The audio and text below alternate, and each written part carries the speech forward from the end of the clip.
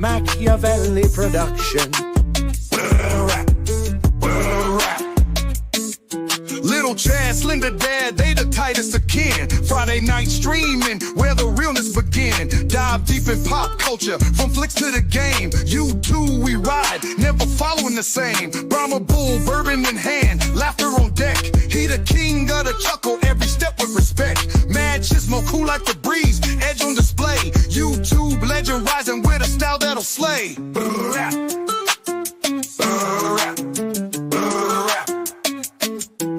Ascendant art, let's commence. Laughter and knowledge, ignorance will dispense. Pop some popcorn, settle down, show's about to start. Find a stream, you'll see on your screen, play your part. Brahma Bull swirling wisdom, cup in his grip. Lil Chad with insights, he never slip. Mad Chismo spitting facts like a flame in the dark. Slender Dad's blade dance, it's an art with a spark. His sword never tires, it's a sight to behold. Mix of skill and humor, stories never told. Brahma Bull bourbon like a sage sitting high. Mad Chismo wisdom spreading, reaching for the sky. Both in-demand fans blowing like the breeze, vibing together like a band with ease. Lil Chad, the king of all movie talk. Slender Dad's blade, chat's where we walk. Action, laughter, sticking like glue. Pop culture popping with a vibe that's true. Painting pictures vivid. Every episode we share. Streaming culture symphony, none can compare.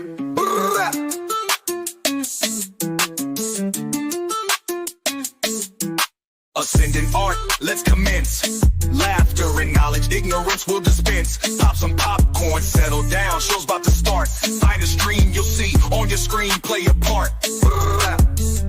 Oh, and there's a guy called Imp.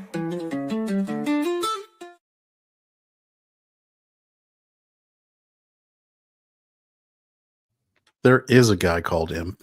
He's the only one who shows up on time every week. So I don't know why our editor / occasional when he wakes up producer type likes to call him out, because Imp's always here putting in the work. So well, if you want to call it work. I mean, I'm always here too. Ooh, this is nice. We got fans waiting to decide if they're going to see the movie based on Lil Chad's review. Yes, and he doesn't care about spoilers. The funny thing about Flight Risk is, if you watch the trailer, it's not breaking any new ground. You're pretty much able to kind of figure out where it's going to end up. But it's the friends you make along the way, to use the old saying. It's the journey, right? Oh, look at this Imp. Imp is cool. So there you go. All right, let's start by saying hello to our regulars in the chat. Josh Hammond, who always likes to be first. Throwing down sup Lil Chad, Slender, Brahma Bull, Mad, and a guy named Imp. You know, the other two didn't show up, so adding Imp at the end again, just reiterating. Brahma will probably be here sometime soon. Mad is more of a wild card. Bad Take Bojan with Not Your First Yet Again. Bride of Slender, who is in close proximity to Slender, who's rocking a new avatar right now. And just for that sheer fact that she is a living embodiment of a saint. You gotta use AI now to make the combo version of your avatar for when Bride goes on stream. Yeah, I gotta figure out that's it's on the to-do list. Let's see. FKHC 2005 copied Kitty over here. Thanks for hanging out. I think copied was in the game stream the other was it last night when we were doing some Phasmo. That's a good game to revisit. I'm glad we're doing that. Just like I think Helldivers is good to revisit now. It's kind of like I was saying to my boss today, because he saw the stream. He's like, "It's not October. Why are you guys playing that?" I'm like, "Because it's something we all have. We all know runs, and we don't have to jump through hoops to fucking play it." It's relatively chill. It makes for good content, and it is incredibly stable. Yes. By the way, Hale, we have never run into issues with that particular game. And yet, no, we tried doing the other one that was supposed to be a souped up one, and I think that one is still not quite ready for prime time. It needs a good amount of patching to get that thing stable. I know, Slender, you kept make sure it runs good when we do. Like we got to experiment with that on the back end again. Although I will say, Discord was apparently the source of the consternation last night because Oh, really? you and Smokey sounded terrible. I always sound terrible, so You I don't know sounded fine to me, but the audio encoding that was going through to OBS and actually being streamed was really, really tinny and crackled. Well, I got it solved by basically re-grabbing that data stream. I would drop that data stream and pick it back up to bring in fresh audio. But yeah, it happened a couple times and it was very bad. Hello to the video. And as we were discussing, Slender changed his profile pic this week. He started got access to some AI tools and was having a good old time. Image generation and wanted to fool around with it. Slender, if I see Terminators walking down my street, I'm paying you a visit. I mean, if you weren't getting the steady stream of, and then there's this version and this version. It was all attempting to make the same picture, but you have to really tune your inputs. Like you gotta give it the right prompt. AI is like very early search engine. Yeah. For those of us who remember the original internet days, like there was a lot of data on the internet, but you had to be really good about your search query to generate if you relevant understand results. Boolean logic, you can do a lot with AI image generation. Nice. Yeah, I remember explaining, I think it was to my mother for the first time when like early internet, I was like, you have to add like, if you want a specific search, you got to put it in quotations, then you can add the plus sign for the next string you want to add in. And she was like, what are you talking about? It's like, it's all right. You're gonna get very different results if you use and, or if you use or if you use not, or if you use then. I mean, the empire that Google built was based upon building a search engine where regular people didn't need to know how to do that. So if people want to know how valuable that was back when for the search engine. See, Bride, of course, selfies are hard when you detach muscle from bone. Yeah. Bad Take, I learned to search the web before there was a mouse for a computer. I'll go over here, Bad Take Bojan, like I was a part of the DARPA team that invented email. No, I'm kidding. No, that was Eric Myers is talking about he bought Stellar Blade on sale, and I guess I'm officially old because I thought about switching from normal to story mode. I keep playing it like a button mash, and I'm trying to force myself to properly play as a combo system. Yeah, if you want a button masher, look for Dynasty Warrior games on sale. You don't have to learn a new one. Oh, I they love did? Dynasty Warrior games. Dynasty Warriors Origins. Dynasty Warriors was when I was in college on PlayStation 2. It was my go-to, just like I could completely check out mentally and just like play a game for an hour and just I would play it like to meticulously clear every spawning bad guy on a level. And do you know why I love Dynasty Warriors? It's like when you first started playing real-time strategy games like Command and Conquer and StarCraft and all those other games, and you're like, man, this is really fun, but sometimes I just wish I could get down there and fight alongside my soldiers. That's Dynasty Warriors. That is Dynasty Warriors. You get to go down there and be part of the army, but you're also the badass general part of the army that kills everyone. Well, and what's funny is there's a you strategy single-handedly like now that you an army. can do that, Slender. It's called Gates of Hell. There's a strategy game out there. There's two versions. There's one set in World War II and there's one set during the Cold War. Oh, there's more than that. It's a real-time strategy game, but you can pretty much zoom in and take control over a single unit. There's one I really loved back in the day when they were still experimenting with the MMOs. It was called Savage. And basically, most people would play as a unit in the army, but one person would play as a commander. And he could issue orders, be like, hey, go help finish putting together this building. Or, hey, we've got an attack coming in from this side, go defend. And you would see those notifications, but you as the player could decide whether or not you actually wanted to do it. But you at the same time are issuing requests to him like, hey, we want coil rifle technology. Can you build those buildings?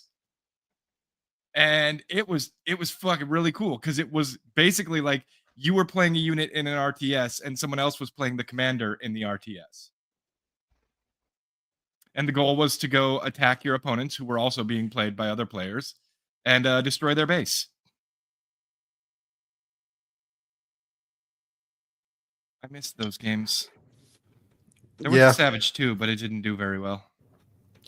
Not to mention, Dynasty Warriors had they like much like Stellar Blade, they designed the females to be entertaining to look at. So that was a nice touch too.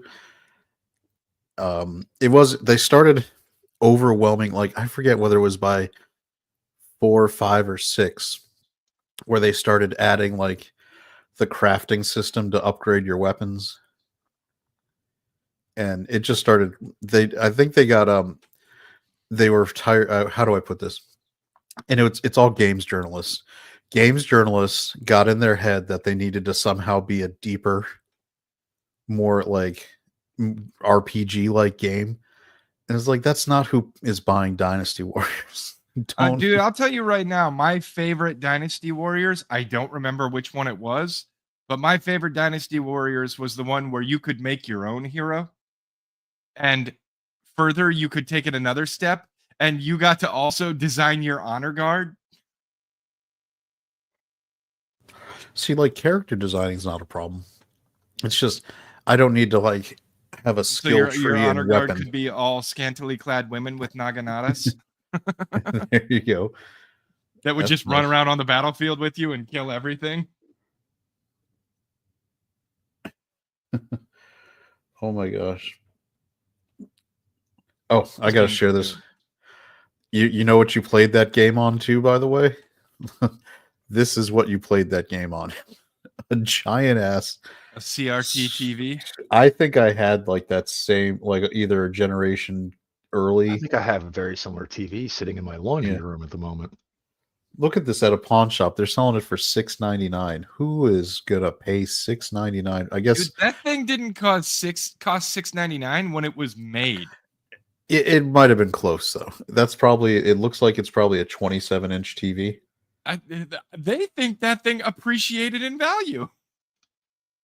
I guess it's a special order now, right? Well, yeah, because there's a lot of stuff where CRT is still needed to run properly if you have the old hardware. Yeah. So, like, if you have a light gun and you want it to work right, things like that. But what I would really think is funny is how much you want to guess that thing weighs, like 350 pounds. I don't even know. Do you remember carrying one of these things upstairs? Oh, dude, you don't carry one of those. You get the dolly. Yeah. I lived on the 3rd floor my freshman year in college, and when I moved, I brought my TV with me, and it was like a 27-inch Sony Vega. And man, there's no elevators too. It had to go up the stairs. It was 27-inch Sony Vega at that time. Yeah, that thing probably weighed about 100 pounds.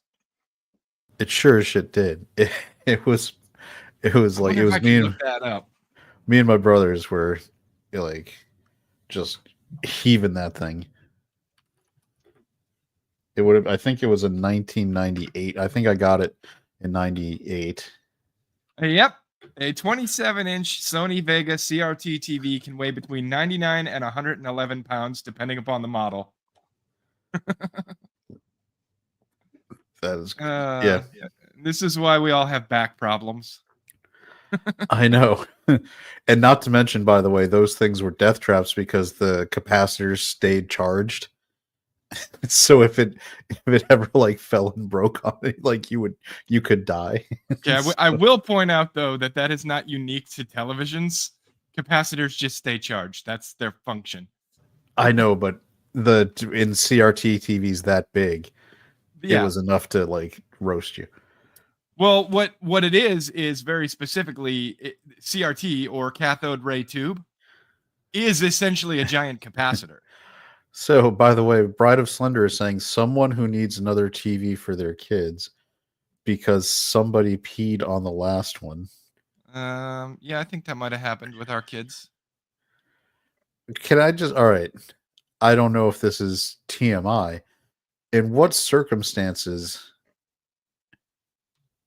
does how do I put how does the I TV think end the up getting story is peed on? being slightly changed. I believe water was poured on one of the TVs. And I believe it was because they were watching an episode of SpongeBob SquarePants where he was really thirsty and needed water. How old were the children? Like 3. Oh well, that's fine. That makes more sense. Like this I'm was just- this was like 20 years ago. That Okay, would explain why it was still CRT. like 16, 17 years. No, 17. Like yeah, this was a long time ago though. Eric Myers trying to get the 4DX effects at home. That's the theaters that have like the fog and wind and water effects when you go to it.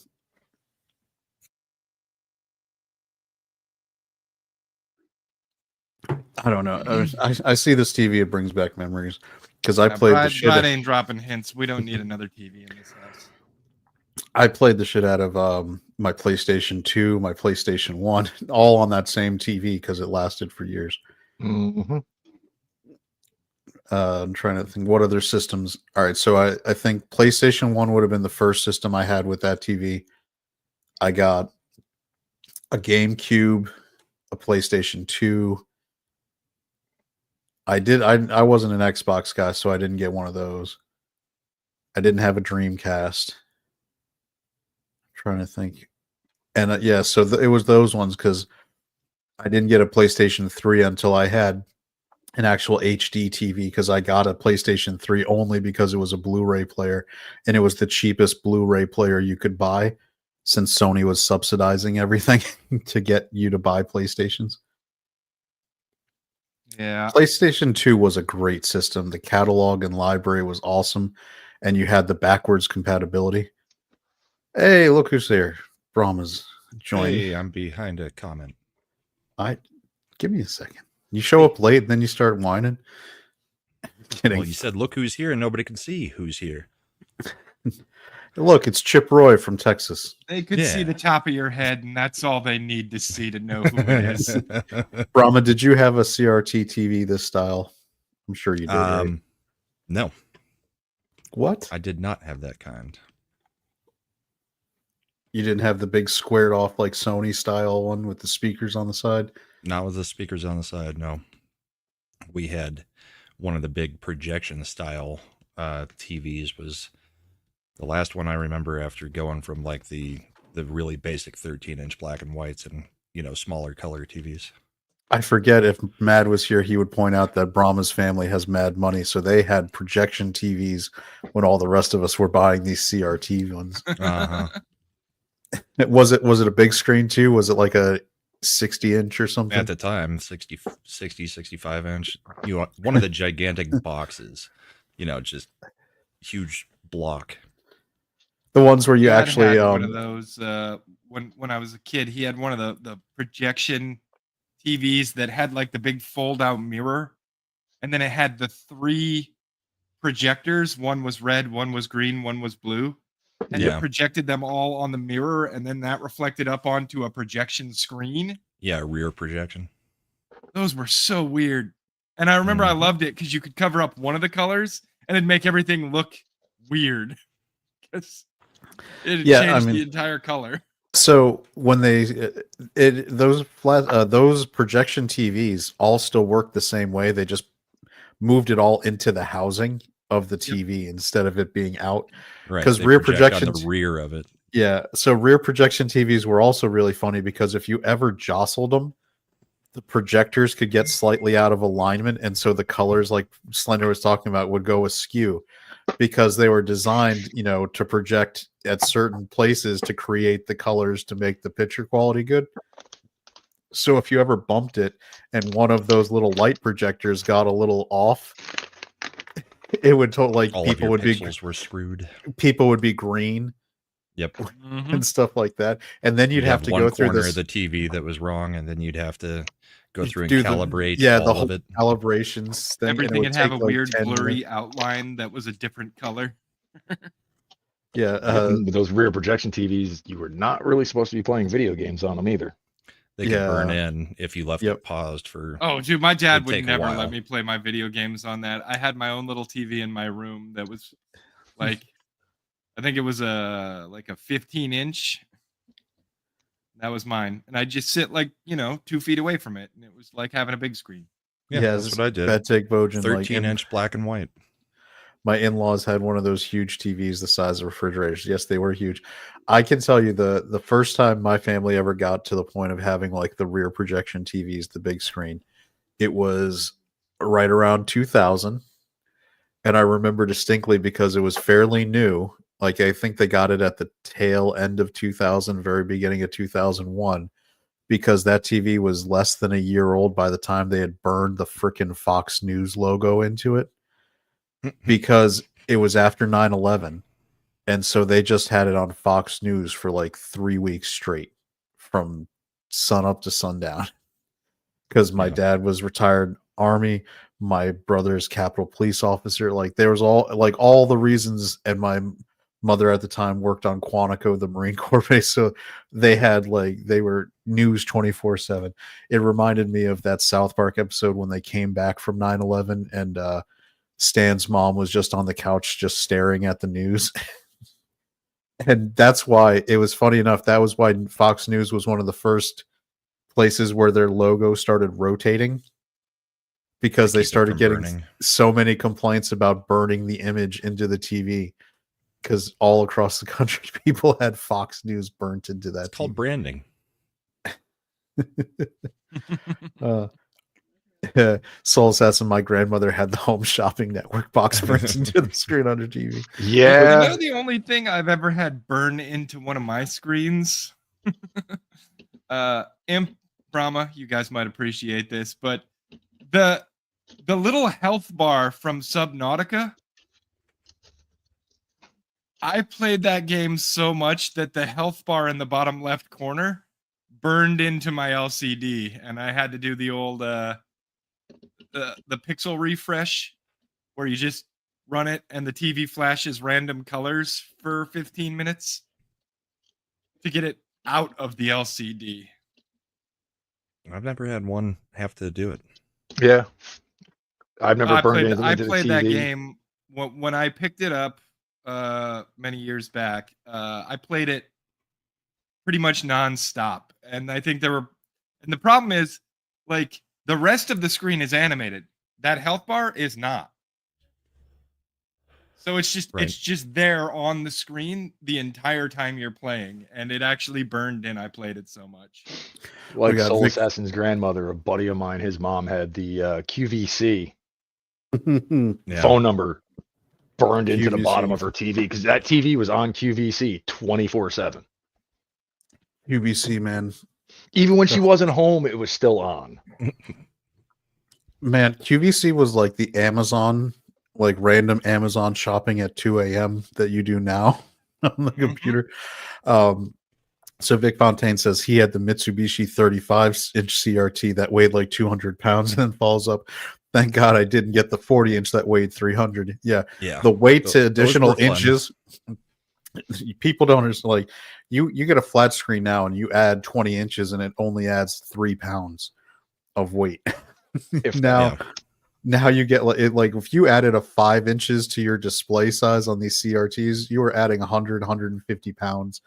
You were adding a second or a third person carrying it with you. Dude, Eric Myers is he must be watching Joe Rogan, because I watched the Joe Rogan interview with Mike Rowe the other day, and they were talking about how he was one of those people on like the Home Shopping Network or whatever. Yeah, trying to sell things. Day. Yep. And oh my God, he looks so young. There's still clips of it on YouTube. Brandon Morse likes to play those clips every now and then on his shows. You guys talk. All right, so the QVC was bad, but do you remember the guys who were selling like the collectibles, like cards, and they had their own channel, and they they would be like, if you're buying these cards, these got rookie cards in there. You're gonna sell these rookie cards. You're gonna. There was one guy who was like, you're gonna come in there. You're gonna have swagger. Girl's gonna know you got the best deal. They're gonna just drop their. It sounded like Tweeter from Dropping panties. dropping pay. It was All right, we did not even reach half hour before we were referencing the movie that I am so sick of hearing about. Well, you're really going to enjoy Sunday then. Oh yeah, I'm sure. Assuming that's what we're still doing. I tried to talk my way out of it, but he said he wanted me on the panel, so. So I've got breaking news. What's that? Oh? The Avalanche just traded Mikko Rantanen about 45 minutes ago to the Carolina Hurricanes. Did he No. did hockey he go ball. did he he's the one who has the substance He's abuse the fourth problem, right? best. No, that's Nichushkin. Rantanen is okay. the fourth highest scorer in the league at the moment, and So- the Avs' leading goal scorer. So are they dumping salary? Like, what's the problem? He's a unrestricted free agent next year, and apparently they weren't going to make him the highest paid player in hockey. So, and he wasn't willing to take a hometown discount to stick with the team that he won the cup at. So, I guess they figured we can get something in return for him now. Oh, that's good. All right, so I'm going to share real quick because I can't believe I'm the only guy who remembers these things. These guys, right? And this is the picture quality you get from old stuff. I But have never seen these guys. Congratulations to the people that bought Are they that. like infomercials? no, Now they we've ran a home shopping channel for sports memorabilia and cards. got a deal right now. We've got a deal. We've got a set deal that we're going to do for just a few people. That is one of those that absolutely makes no sense whatsoever. None. We do a lot of those. Makes no sense whatsoever. Now, here's what we're going to do. Are you We're ready? gonna club this baby seal for a better deal. Look at this. They're like just stacking the boxes like Topps cards. It's going to be a factory set or wax box special like you wouldn't believe. SF4393. We're going to start you off with a 1987 top set. Factory. Factory set. We got a 1990 Fleer factory set. Fleer cards, We've baseball got a cards. 1989 Fleer factory set. We've got a 1994 Upper Deck Collector's Choice factory set. I preferred Fleer over Topps. Tops or whatever the other one was. Fleer was the one that first started doing like the glossy, nice Yeah. cards. Topps were still like the chalky, especially because they still put the gum in the They cards. still put the gum in them, yeah. Yeah, I swear the gum acted as like the silica packs that just keep Soaked up all the moisture and yeah, solescent. They look like packs of cigarettes. They do. cartons. Yep. We got a They- 1991 they look like the cartons. Score factory set. We've got a 1990 Upper Deck, a 1992 Donruss factory set. Oh, not Don Russ, Donruss. 1992, you're going to get some Jose Canseco and some Mark McGuire's in there. No, it's all. But remember, with cards, it's all about the rookies. You got to get their rookie card mint condition. What does it say about me? I kind of want to buy those. I do want to see Call what the the number. actual. I'm intrigued to see what the final price of all these boxes are in 2025 because my guess is, looking at all the full box sets, that this is $139.99. that this is going to be under $150, and it's going to make me sad because Yeah, you it'll be can't like even get. four easy payments of $29.99. The guy talking reminds me of a We've guy. got a There was a merch 1988 guy Donruss recently. When I say recently, like the past 10 factory years for a set. wrestling We've got a promotion. 1990 Donruss factory Okay, the way he says Donruss reminds me of Wilford Brimley's diabetes. Diabetes. set. We got a 91 Donruss factory set. We got a 1989 Tops That means factory set. you're going to We get got some. a 1987 Fleer. Ooh, what year was Griffey? Did he come in as a rookie? Because they're probably he's 87 or 88 probably as a rookie. Probably getting close to there, yeah. Yeah. factory set. 1987 Fleer. We got a 1988 Fleer. Factory set. We got a 1990 Score. Factory set. 89. We got a 1991 Fleer. Holy crap. Make sure to keep this from falling here. If you I just looked it up. Scored, if you get like a mint scored rookie card of Junior, they're selling for like $2,600 now. Well, there's one on eBay pre-owned for $65,000 right this minute. You could have it. I think I'll take the $13 one.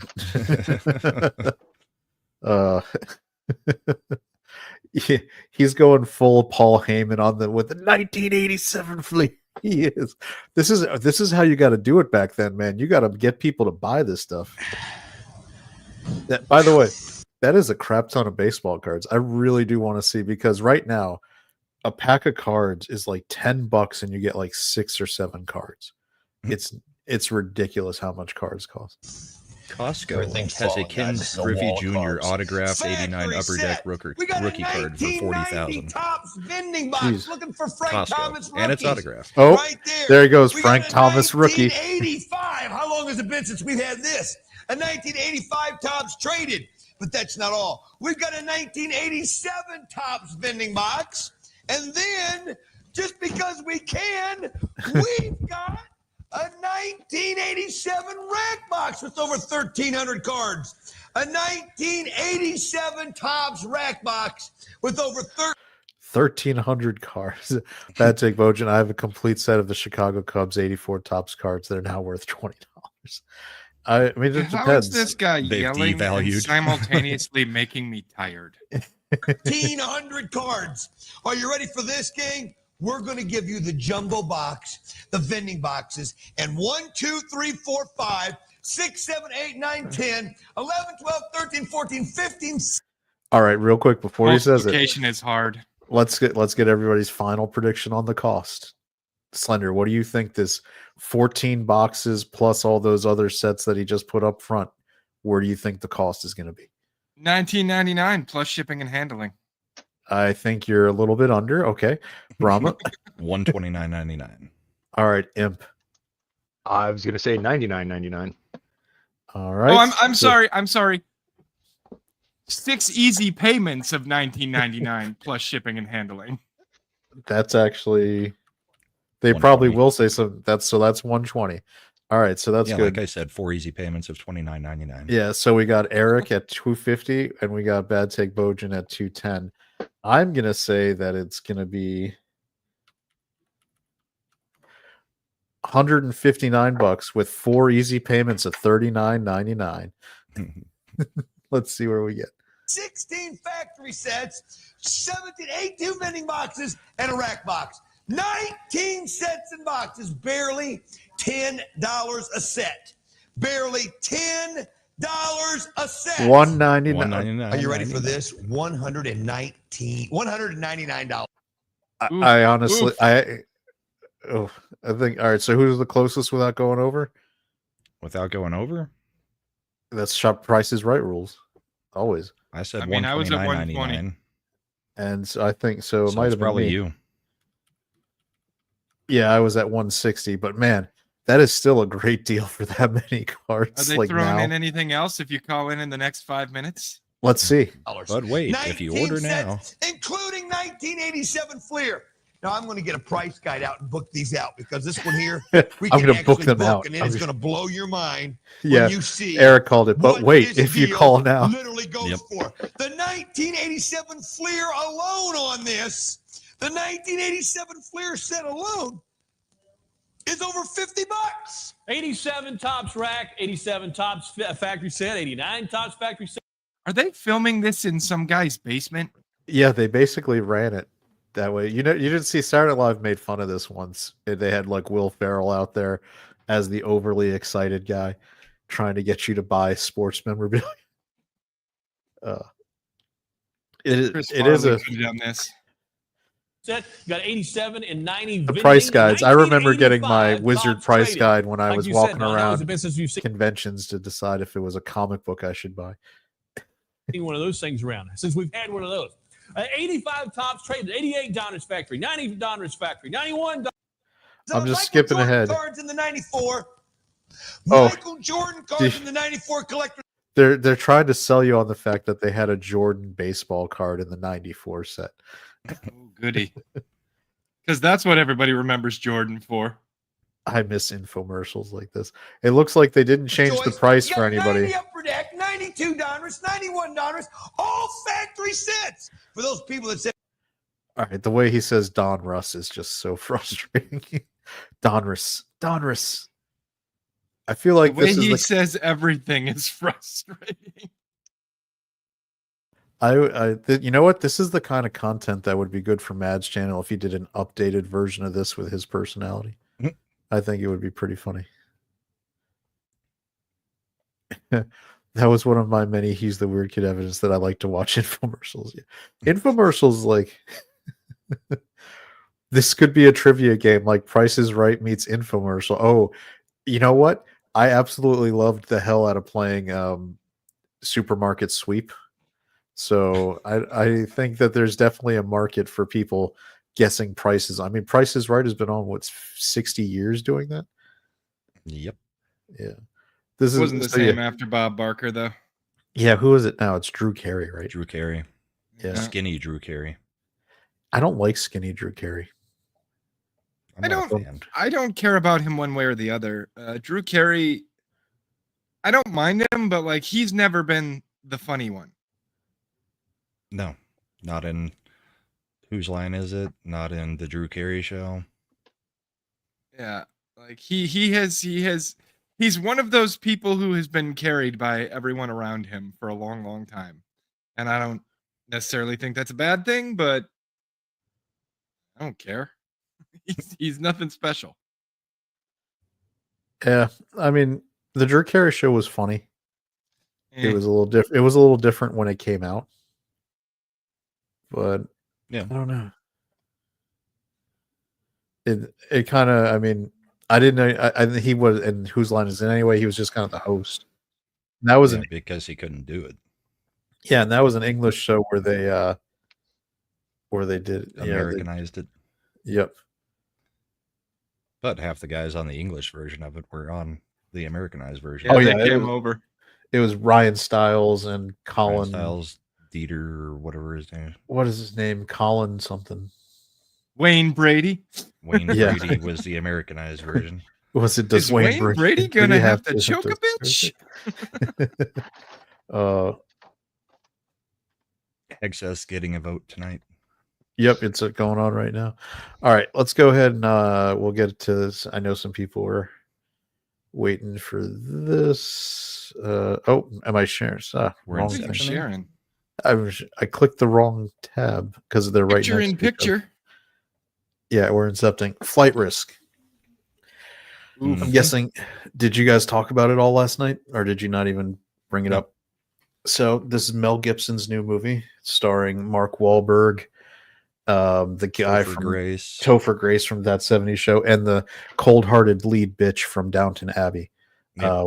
Whatever her name is. She was much better. She was also the wife in The Gentleman, the feature film. Yep. So it's Topher exactly can't play anything except for Topher.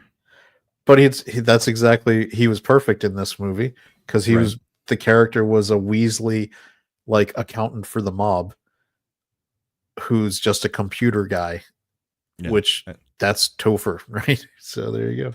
Wahlberg was a bit crazy in this. Yeah. Eric Myers, 21% critic score, it has to be good. Yeah, Wahlberg even wore the, like, I don't know whether he shaved the middle of his head or wore the bald mask. I'm thinking bald. It's a bald cap. Yeah. You can see where, even on the picture that they're showing up above, you can pretty much see where the line is. Yeah, it's a different turn for Wahlberg. If anybody remembers the movie, what was the one he did with Reese Witherspoon in the 90s? Was it Crush? Where he played the psychotic like boyfriend? I try to avoid Reese Witherspoon movies. Fear. It was the movie Fear from 1996. he's basically channeling that. Mark Wahlberg is actually a pretty good like villainous guy. He's actually fairly solid at like looking unhinged. Mm-hmm. So it's not that dissimilar from what he was doing in The Departed, but the psycho killer side instead of being a cop. He got to let loose I think he wasn't hiding his Boston accent at all. He wasn't going full Departed where he was like reveling in it, but he was like not trying to cover it like he usually does. In this? Yeah. Well, I mean, he starts off talking like a hick to try to. Yeah, well, that one is so like exaggerated that even if you didn't know it, you'd think he was. It's like fake accent. Yeah. They should have called it out. But once he drops the fake accent, it's pretty there. So the concept of the movie is pretty basic. Topher Grace is a mob accountant who was on the run. The U.S. Marshal Service tracks him down, In Alaska. gets him in Alaska because he was trying to go off the grid. So it makes sense that he would go that far, to be away from where he would get caught. And he gets caught by the U.S. Marshals, and they've got to transport him back to Anchorage. And this is where maybe Bride of Slender can speak from experience, being from Canada, about taking the flights to get places in Alaska because you can't just drive. Just a crappy little 8-seater. Yeah, so they were taking just like the Cessna like freight / 4-seat plane to go from where they were to get to Anchorage so they could hop a mainline plane back to Seattle to hop a main plane to New York where the mob guy is on trial. And so the plane consists just of the U.S. Marshal transporting him, Topher Grace, who's the witness, and Mark Wahlberg, who's the pilot, quote unquote. Over the course, and I'm not spoiling anything because this is all in the trailer, you find out that Mark Wahlberg is not the pilot, that he's killed the pilot, and he is actually a hitman for the mob. And he's there to kill them all. And then, dump their bodies in the wilderness and then fly the plane wherever he's going to take it. Through a series of events, stuff on the plane happens. I don't know how much. I mean, I don't want to worry about spoilers because it's you kind of know where it's pretty going much to go. the typical movie that is this kind of movie, and it was very they foreshadowed just about everything. I mean, did you saw actually watch everything before it happened? You watched Flight it? Risk is Yeah. rated No, R R. for sex and nudity, violence and gore, profanity, alcohol, drugs, and smoking, and frightening and intense scenes. There is absolutely no sex or nudity. No nudity. There's some crude talk. Language. Yeah, there's okay, so there is definitely sexual talk. Right. Because Mark Wahlberg is constantly threatening to casually Brahma Topher Grace before he kills him. Yeah. Which is his little Winnie. It is kind of funny. Like, because he consistently, like, I guess Mark Wahlberg's character is supposed to be like such a psychopath. He's like, I do it for free. I don't even get paid for doing this because I just want to have my way with the people. It's pretty much. And I think, having seen it, Mark Wahlberg was actually pretty solid in the role. He seemed to be enjoying himself a lot, like chewing up the scenery. Yeah. I'd say he did a pretty good job. She did a pretty good job, and like I said, Topher's just Topher. Yeah, so no nudity. No, there's no nudity or sexual activity. There's no nudity. I don't remember there being smoking or drinking either, really. I mean, maybe at the very beginning, but I don't think so. Because when they catch him, he was microwaving a cup of noodles. And so even on the plane, he offers her nicotine gum, not cigarettes. Well, this is Hollywood. They might think that's worse than drugs. I mean, they've got nudity and sexual activity, but you said there's none of that. But apparently, since they talked about that, that's the same as showing it. Apparently. Yeah. I will say I really dug Mel Gibson's directing. You can tell he's an above average director. There's camera movements that enhance, like, it's a very confined space. He does tracking shots. The whole movie takes place in the plane for the most part. And so he does tracking shots. He does angles that are good. What's really cool is there are a lot of times the way it's framed, Topher and the whatever her name is are sitting up front in the two main seats, captain's chair in the co-pilot seat, and Mark Wahlberg is restrained, as you can see in the banner behind them, and you can see Wahlberg doing things while they're not looking. And but they it's can't hear because they've got the headphones on because they're in Yeah. a plane. and they have to use it to radio people. So it's funny because Her name is I don't Michelle know Dockery. Michelle Dockery. Okay, I just think of her as the bitch from Downton Abbey.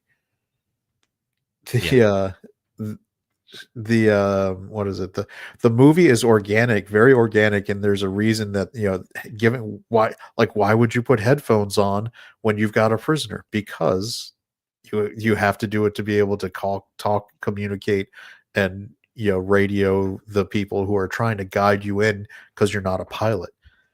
Works perfect. Well, if you're not wearing those headphones, you're not hearing the instructions from tower. Exactly. So Especially that's in a smaller aircraft like that, you're not wearing. Yeah, you ain't landing if you're not wearing those headphones. Yep. Yeah. So well, the only goofy part about it was he just comes back so many times. I mean, it's only twice. It's more than that. No, it's twice. That he escapes and attacks him? Yeah. The first time. Well, the first time he doesn't escape, but he gets incapacitated. And so, yeah. I mean, so we're talking about an hour flight. Yeah. So he escapes twice.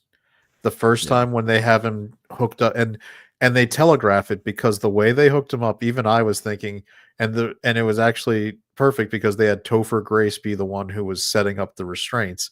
He uses handcuffs on the zip ties instead of handcuffing the wrists, because he's an idiot.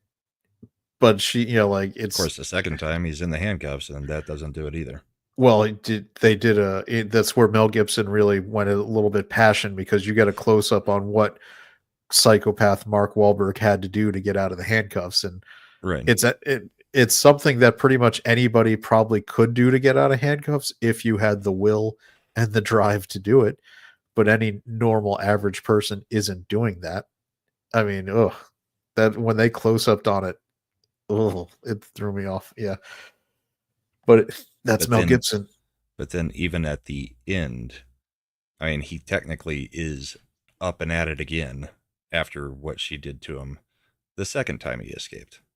So it was a little bit overboard, but I mean, it's that kind of movie. Yeah, I mean, nothing about it was over the top, like for I mean, it's not as bad as Jason just continually doing. Like, it was reasonable the amount of time it would take for him to recover, get out of said situation. The last time, it was actually their fault, because, and it makes sense with the circumstances that were going on, that she was distracted because of having to deal with Topher, that she wasn't paying attention anymore to him when she should have. And they make a joke about it where Topher says, "Shouldn't you just kill him now?" He begs her to kill him the whole time. Well, yeah. And that 21% critic score is because they hate Mel Gibson. I did find it absolutely hilarious that the person that they get to try to do tech support for her is an Indian guy. Because it's Mel Gibson, he did it on purpose to be a joke too. Damn straight. It was hilarious. I mean, hello, we are going to help you fly this plane now. And it literally makes it seem literally makes it seem like she's talking to tech support somewhere else. And there were some interesting twists where she's talking with people where they're layering the conspiracy stuff that I won't ruin any of that, but I actually thought those were nice, because it does increase the tension. Like, the whole point is, who can you trust? When can you trust them? Did you catch who her direct boss was? The voice? I didn't recognize. Was it Gibson? Leah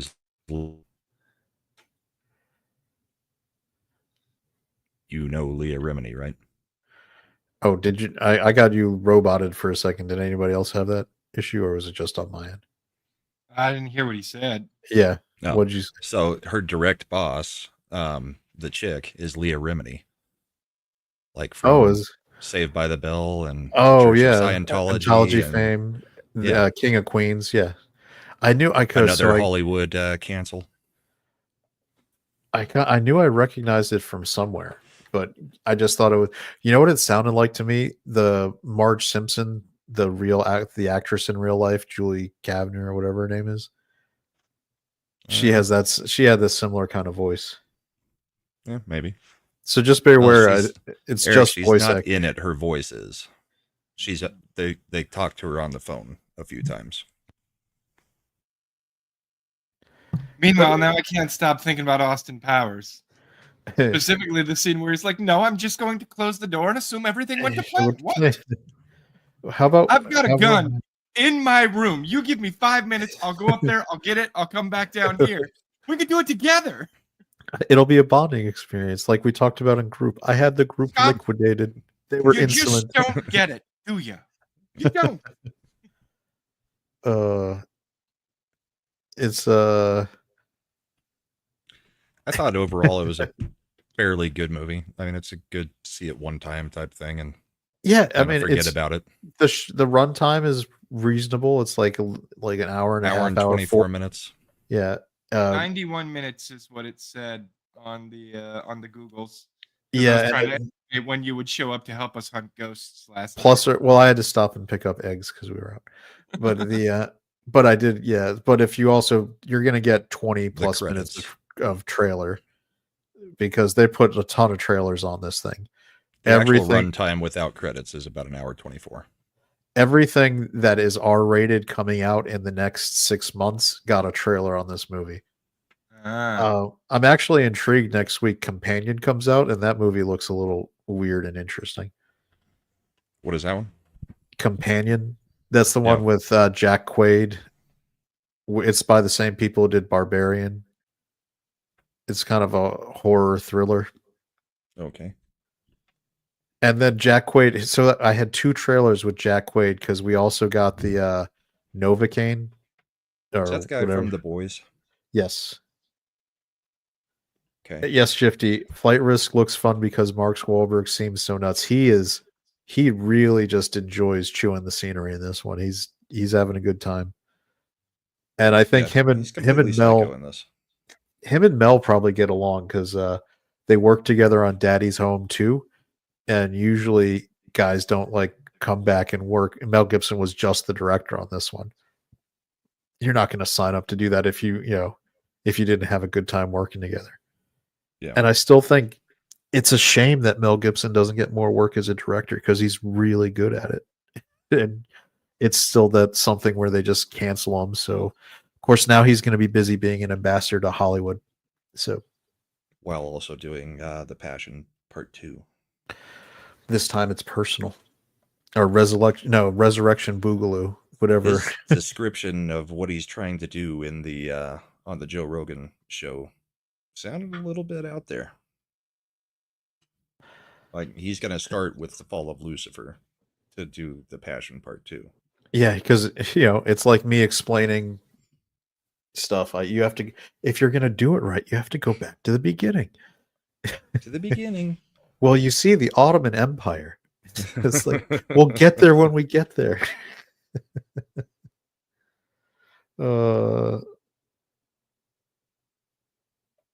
Let's see, Vic Fontaine. Yeah, still waiting to see a trailer that actually gets me fired up to see a movie in a theater in 2025. We went through the list. Isn't that one we were fired up to see?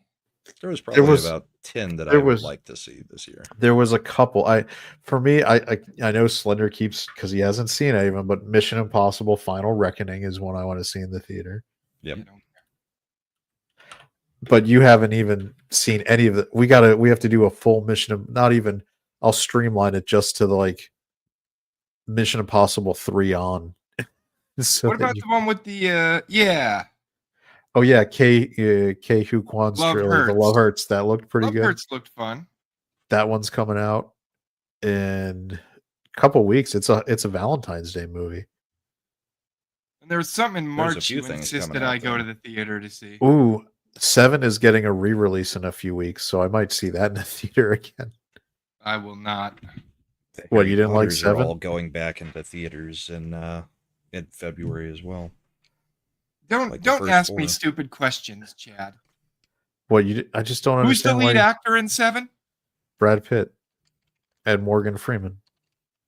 So why would you say you don't like Seven? I love Seven, but I'll never watch that movie again. It's fucking horrible. What's in the box, Slender? What's in the box? What's in the I box? don't want to know what's in the box.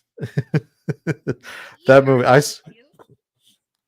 If it's not my dick in a box, I don't want to know what's in the box. when did that movie come out? Was it 96? Is this the 30th anniversary? So that's why they're putting it out. Or no, 95. It had to have been right around See, 95. Eric Myers, I agree with him. I know what's in the box. I don't need to see Seven again. I'm pretty sure it was my 8th grade year, so I'm pretty sure it was 95. Something like that.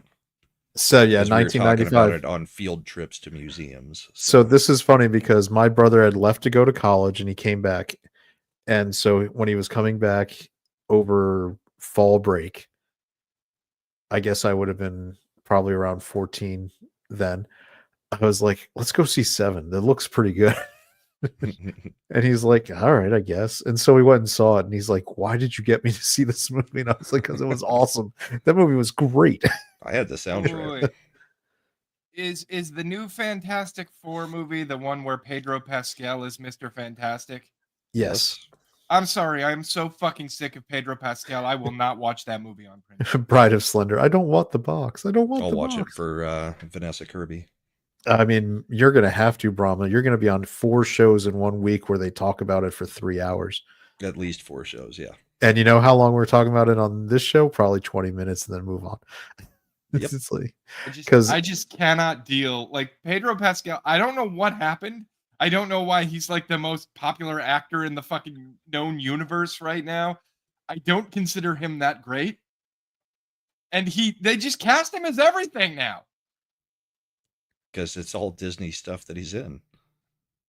He basically, it's like those old deals where the studio basically just owned your rights and just put you in every movie. That's kind of what it feels like with Pedro and Disney. Okay, so here we got. All right, this is the EW list of movies coming out, so it's streamlined. It's not every single thing. Companion comes out next week.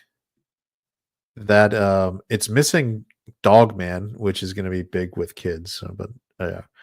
Love Hurts is February 7th. That's the one with Ke Kwan that we think is going to be good. Bridget, oh god, they're making the whole list again though. Skip ahead to March. You said there was something in March. Well, Captain America: Brave New World in February. Brahma's going to be talking about that one for 4 shows in 1 week, I'm sure. Mm-hmm. Look, do you hear the excitement in his voice about it? I just, I'm so done with Marvel. I just don't fucking care anymore. Yep. None of us do. None of these. Mickey 17 looked fun to me. That was the one with Robert Pattinson where it's in the future where you serve basically as an indentured servant and they clone you if you have an industrial accident and you die. It's so that you have to, so you continue, so there's no way you can get out of working. If you have some kind of thing that happens in space and you die, they just clone you and make you go back to work. So they take a sample of you like every day so they can keep you fully trained and working. But of course things go wrong and one of the clones that was supposedly dead didn't die. So that's where things go crazy. So it's The Island. Mm-hmm. Well, it's done for more comedic and dark. Yeah, there's I think a little more going on with it than The Island. There's Novocaine. That's the one with Jack Quaid where he's playing a guy who can't feel pain. And so, I remember the movie you wanted to go see. You wanted to go see the movie with old boy that was like Cranked, but it's a new one. Yes, that's going to be Working Man. Yeah, I don't care, but I'll see it. I get the distinct impression I'm not going to like it because although I like him as an actor, I don't like most of the movies he's cast in. There it is, Working Man. Working Man is coming out the week after Snow White. Man, Brahma, there's so many movies you're going to just talk about. No, we're not seeing Snow White. Not happening. Here, I think you are going to have to see it. It's going to be homework for you. Oh, this one's gonna be Comics terrible. can do his own homework for FNT. I'm not watching it. I won't. talk about it. Minecraft comes out at the beginning of April. That looks terrible. Horrible. None of these. Thunderbolts May 2nd. I've got the subscription, so I'll probably go see it. I actually have more upside for me. There's more upside for me with Thunderbolts than I think there would be for Captain America. Probably. A new Final Destination. Yeah, a new Final remember Destination. us talking about that last time. Yeah, they might have just thrown that on there. Yeah, I love the Final Destination movies. I just They're love the goofy new. fun. I just want to see the creative ways they kill people. Yeah, they've done Rube Goldberg machines in so many different movies now. I didn't like them the first time. They're just gory and gross every time. My favorite one was when the kid was in the dentist office, and for like 5-10 minutes, you were seeing all the different ways he was going to die in the dentist office. Yep. And then they managed to save him. You think he's out of it, and then he's running around. He scares birds, and they drop the pane of glass on him. Pane of glass, and it just squishes him, and it's like, damn. I did enjoy the bus also. Bride says Slender doesn't do gore. Yep. Okay. Don't. I mean, my favorite one was where the giant log fell off the back of the truck and went through the car. But now I'm always really nervous when I'm driving behind one of those logging trucks. That was the second one. Yeah. We already went through April. They didn't have the Accountant 2 on there. I don't see it. No. Okay. We already went through this whole year in April. Yeah. Yeah. I feel like we're retreading old ground. Yeah. Lilo and Stitch live action. I can't believe they're putting this out the same weekend as Mission Impossible. Seems like unneeded competition. Nobody's gonna go see the live action. Ballerina, I'm definitely gonna see. I'm gonna see. I'll throw down the bet that I think Lilo and Stitch live action opens bigger and makes more money opening weekend than Mission Impossible if they open next to each other. They don't avoid gore at all costs, but there are certain movies where it's just gratuitous use. You're a big fan of Hostel? No, I've never watched Hostel. Nothing Eli Roth, nothing.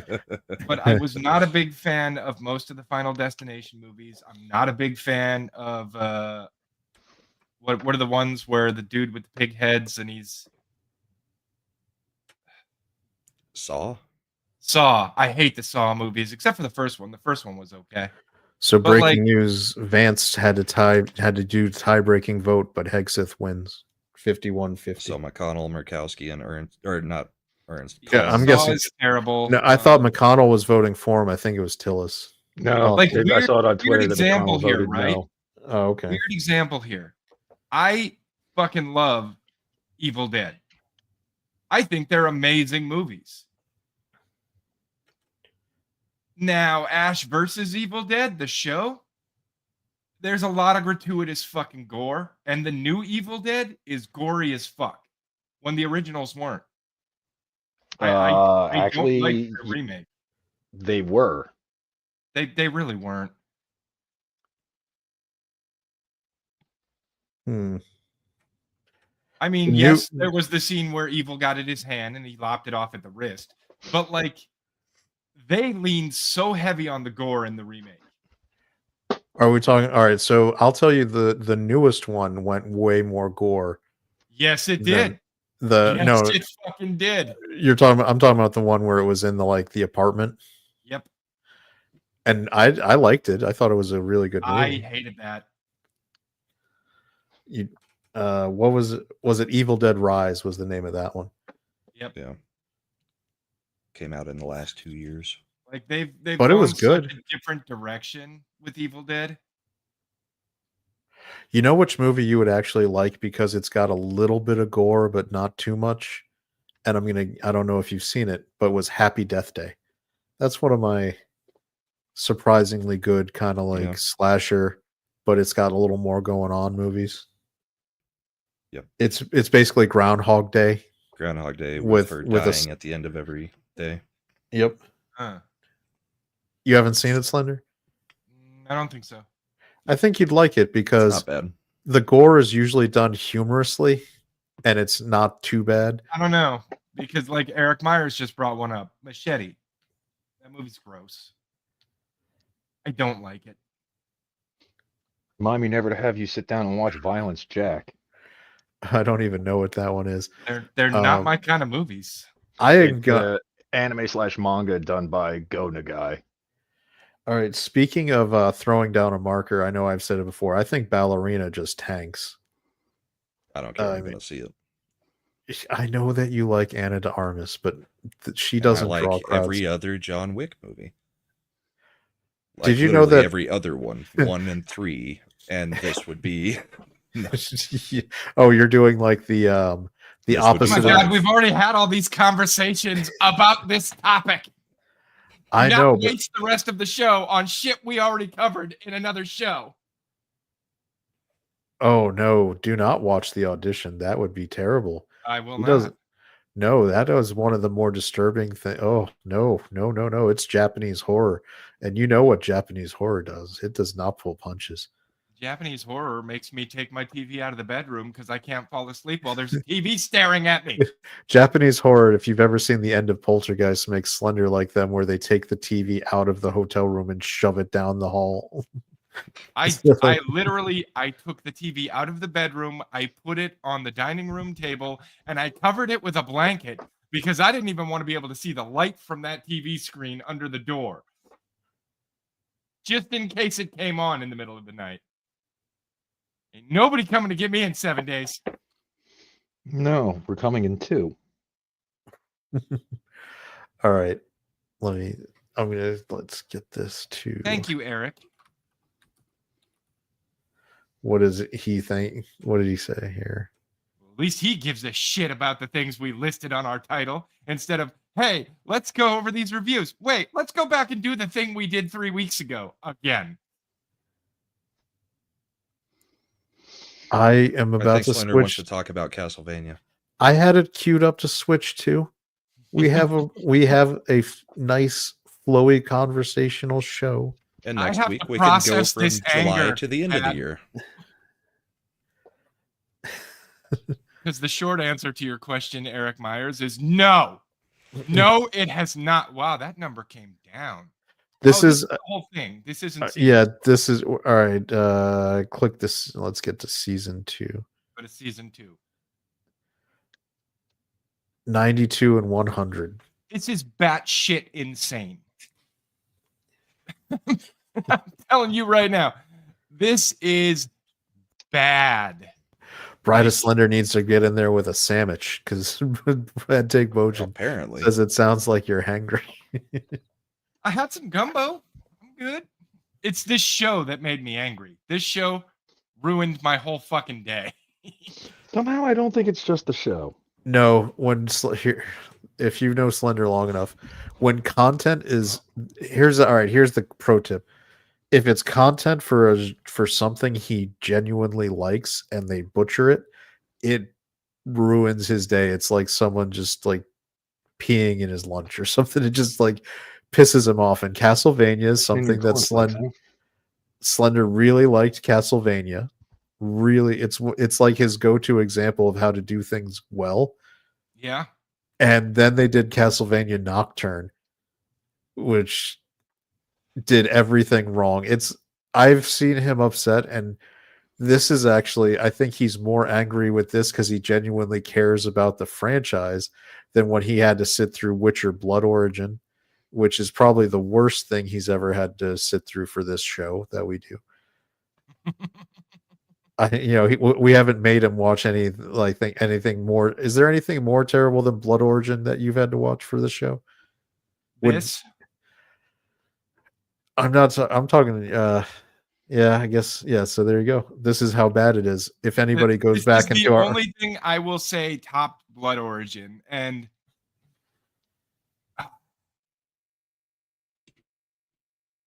hey, Imp. Who do you think is the protagonist of this show? No idea.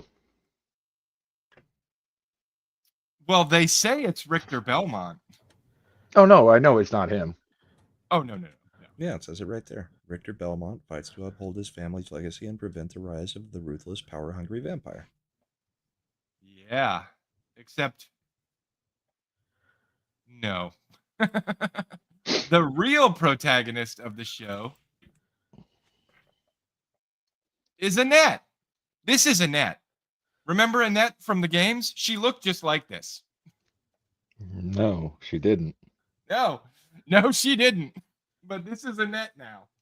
And this is when Annette absorbs the soul of Sekhmet, the Egyptian god, and becomes a goddess.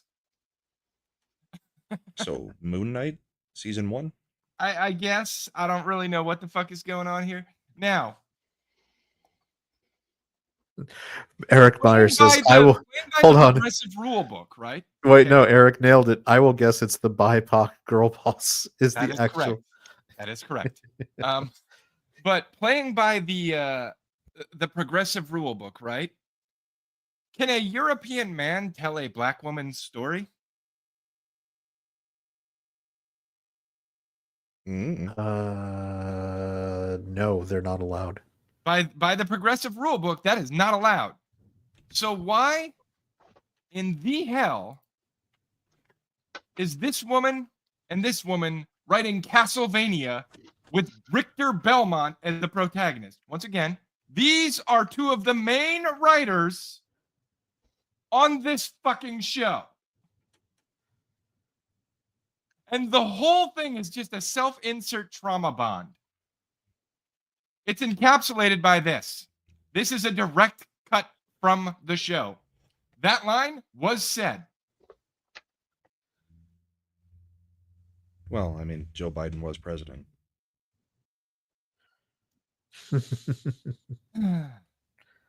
And this is my evidence that for some reason, men are not allowed to occupy positions of authority in this show.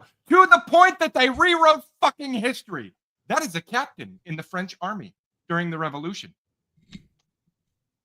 Nice. Women did not wear that uniform in the French army during the Revolution. Women didn't wear any uniform in the French army. No, they served in the military, but they generally served at camp, feeding the troops, keeping the camp running, doing things like that. They did not don a uniform and operate on the front lines. But for some reason, they felt, well, I mean, that's a captain. That's a position of authority. We can't possibly let history be history and have a man occupy a position of authority in our story. So she gets killed immediately. She's on screen for about 90 seconds before she's killed. And they turn her into this thing when they resurrect her in the forge machine. I don't know if it would have counted, but I blacked out that part. We were in line with the rules of. But they turned her into this thing, and she never has any purpose in the story ever again. She didn't really even serve any purpose in the story to begin with. They could have just had it be a man, killed him off, and been done. But they tried to make a character out of this. Well, you see her in like 3 other scenes, and I think she says like 2 other things. From there, we go into none of the characters can actually just think things. They have to say everything they're thinking at all times. Because he looks at a picture, you know, and instead of just being like, oh, it's the Mona Lisa, in his head, he goes, oh, Leonardo da Vinci painted that picture, and explains to them that Leonardo da Vinci painted that picture. Like, oh boy, they didn't ask. And there are scenes in this show where it's like, they don't have to say anything, but they say it anyway. Like, I hate you, so I'm going to attack you with this sword. Well, I hate you as well, so I'm going to block your sword with my sword. And then that's exactly what they do. So it sounds like it was a solid like B+. Oh yeah, B+. No. We're this happens during a fight. That's Alucard with a flaming blue sword attacking the bitch who died in the first season, but somehow got resurrected because they just could not let the powerful black woman die. Hits with the sword, gets knocked to the ground, no cut, shrugs it off, no damage, laughs about it, and then kicks Alucard across the room. Hold on, pause real quick. This did actually come up recently, and I'm going to just... So what Eric is saying is this on Netflix that they did the we have to describe everything for background watching thing. Yes. Netflix apparently mandates their shows to have this kind of writing because they say that people will... that they're catering to their audience, that there's a large segment that just put Netflix on in the background and they don't actually necessarily look at the screen. So they want it to be written so that there's a kind of basic description of actions in addition to what's there visually. It's stupid. It's not good writing, but it is what Netflix is asking them to do. And look, we've got another person joining in. Hey, Hi. 70s. Hi, how you doing? Doing well. You're joining right in the middle of Slender just destroying the new Castlevania season. I heard him, and it's glorious that he's doing so. Her climactic battle on her spirit journey, because she's the real protagonist. This is the part where she starts hearing Richter talk about how awesome she is to her while she's unconscious on her spirit journey. And when she hears it, she gets all excited. And then he tells her about how she's even more powerful than he is because she saved his life and everything, and she's the best. He actually says that at one point. Because when men aren't being stepped on in this show, they're simping for better women.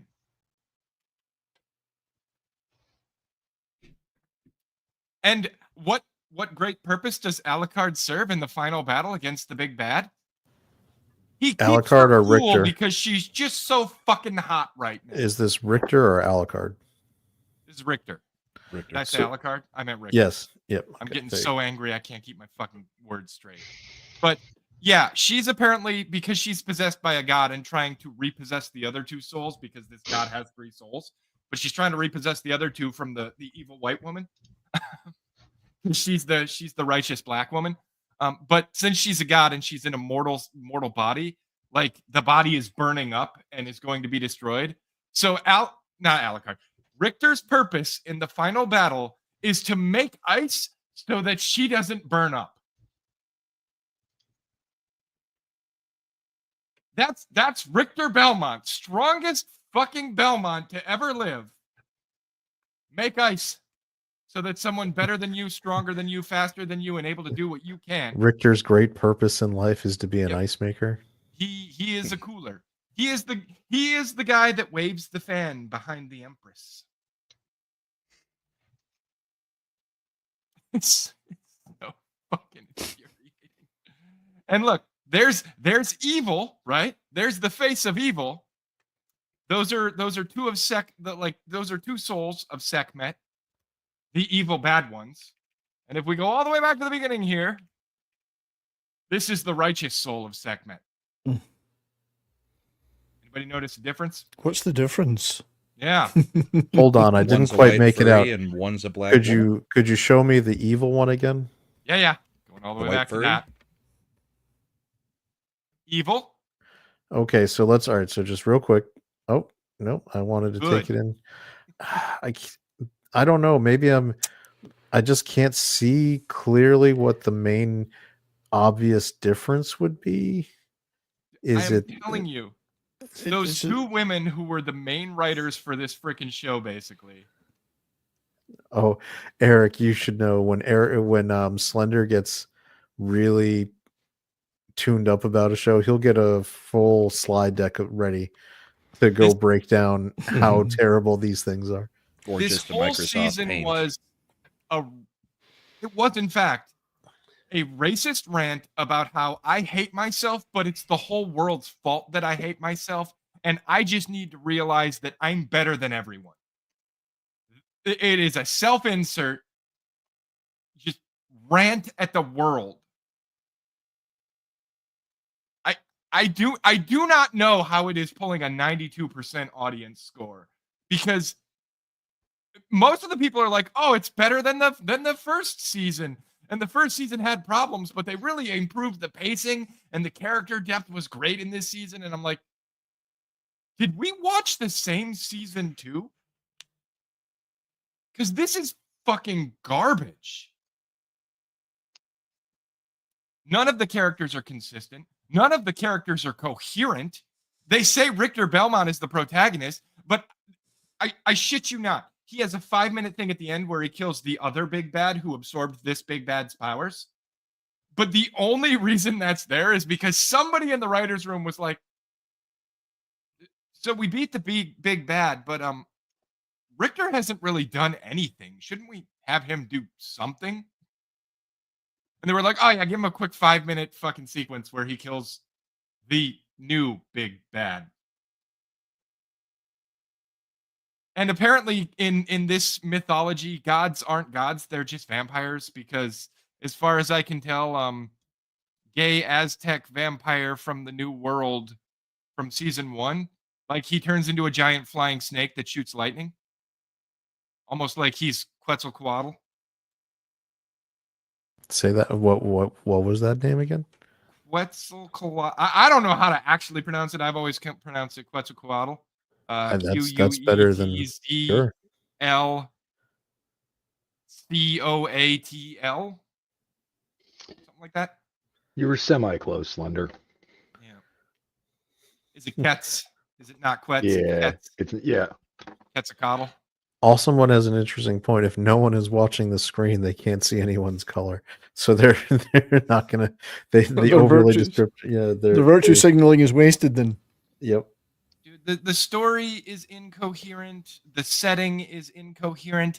At one point, they have the old coyote, and they try and like hint that he's going to be the big bad in the next season. Oh, God, I hope it doesn't get a next season.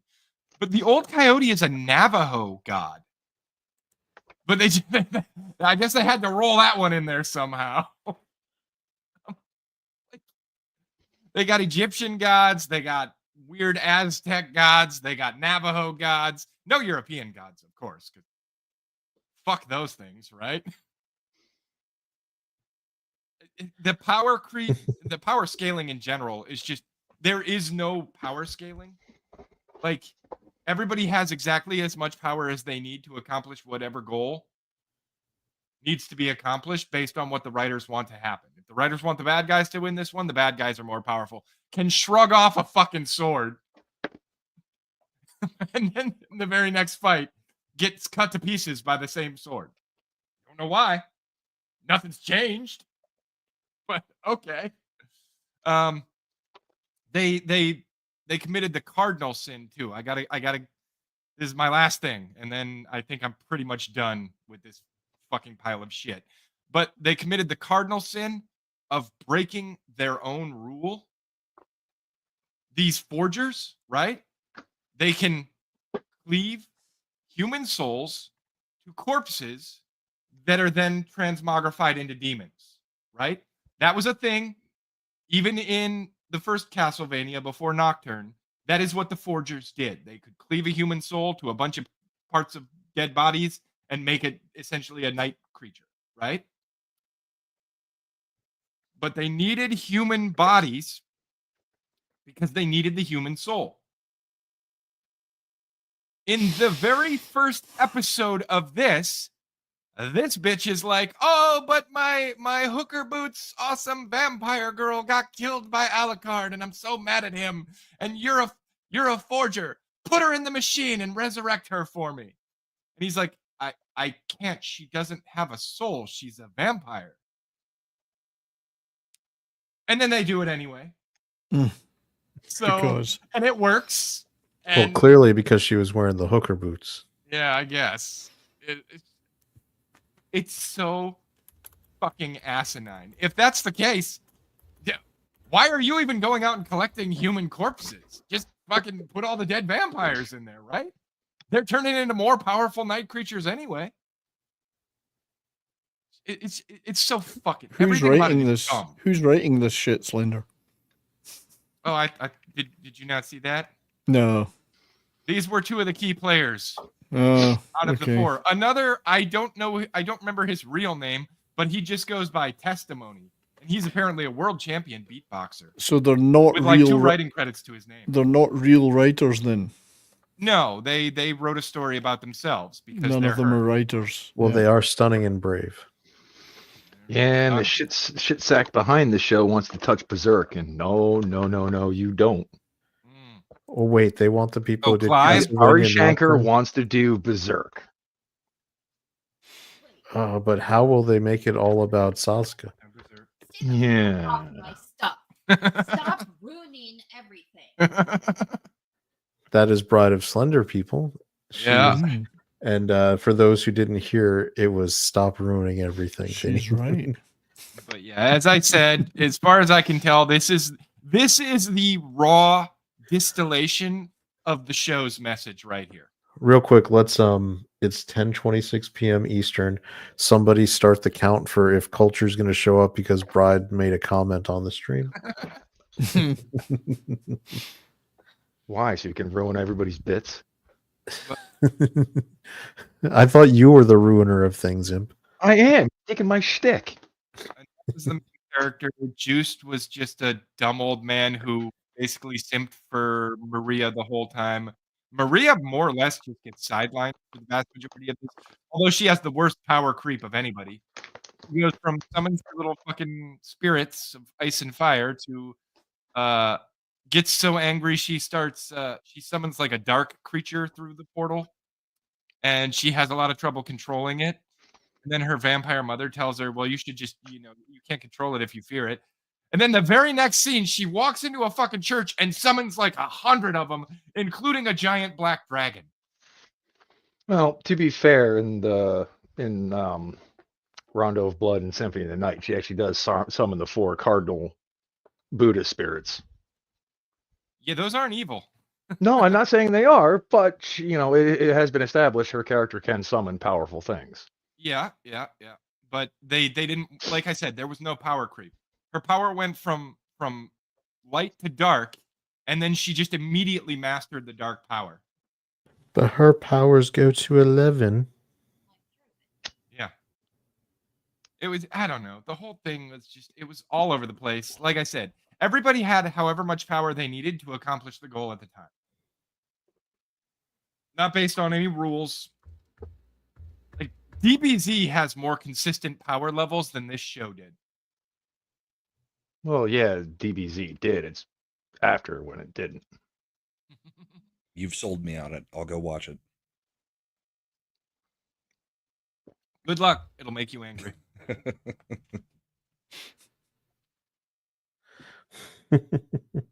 But yeah, I do not know how.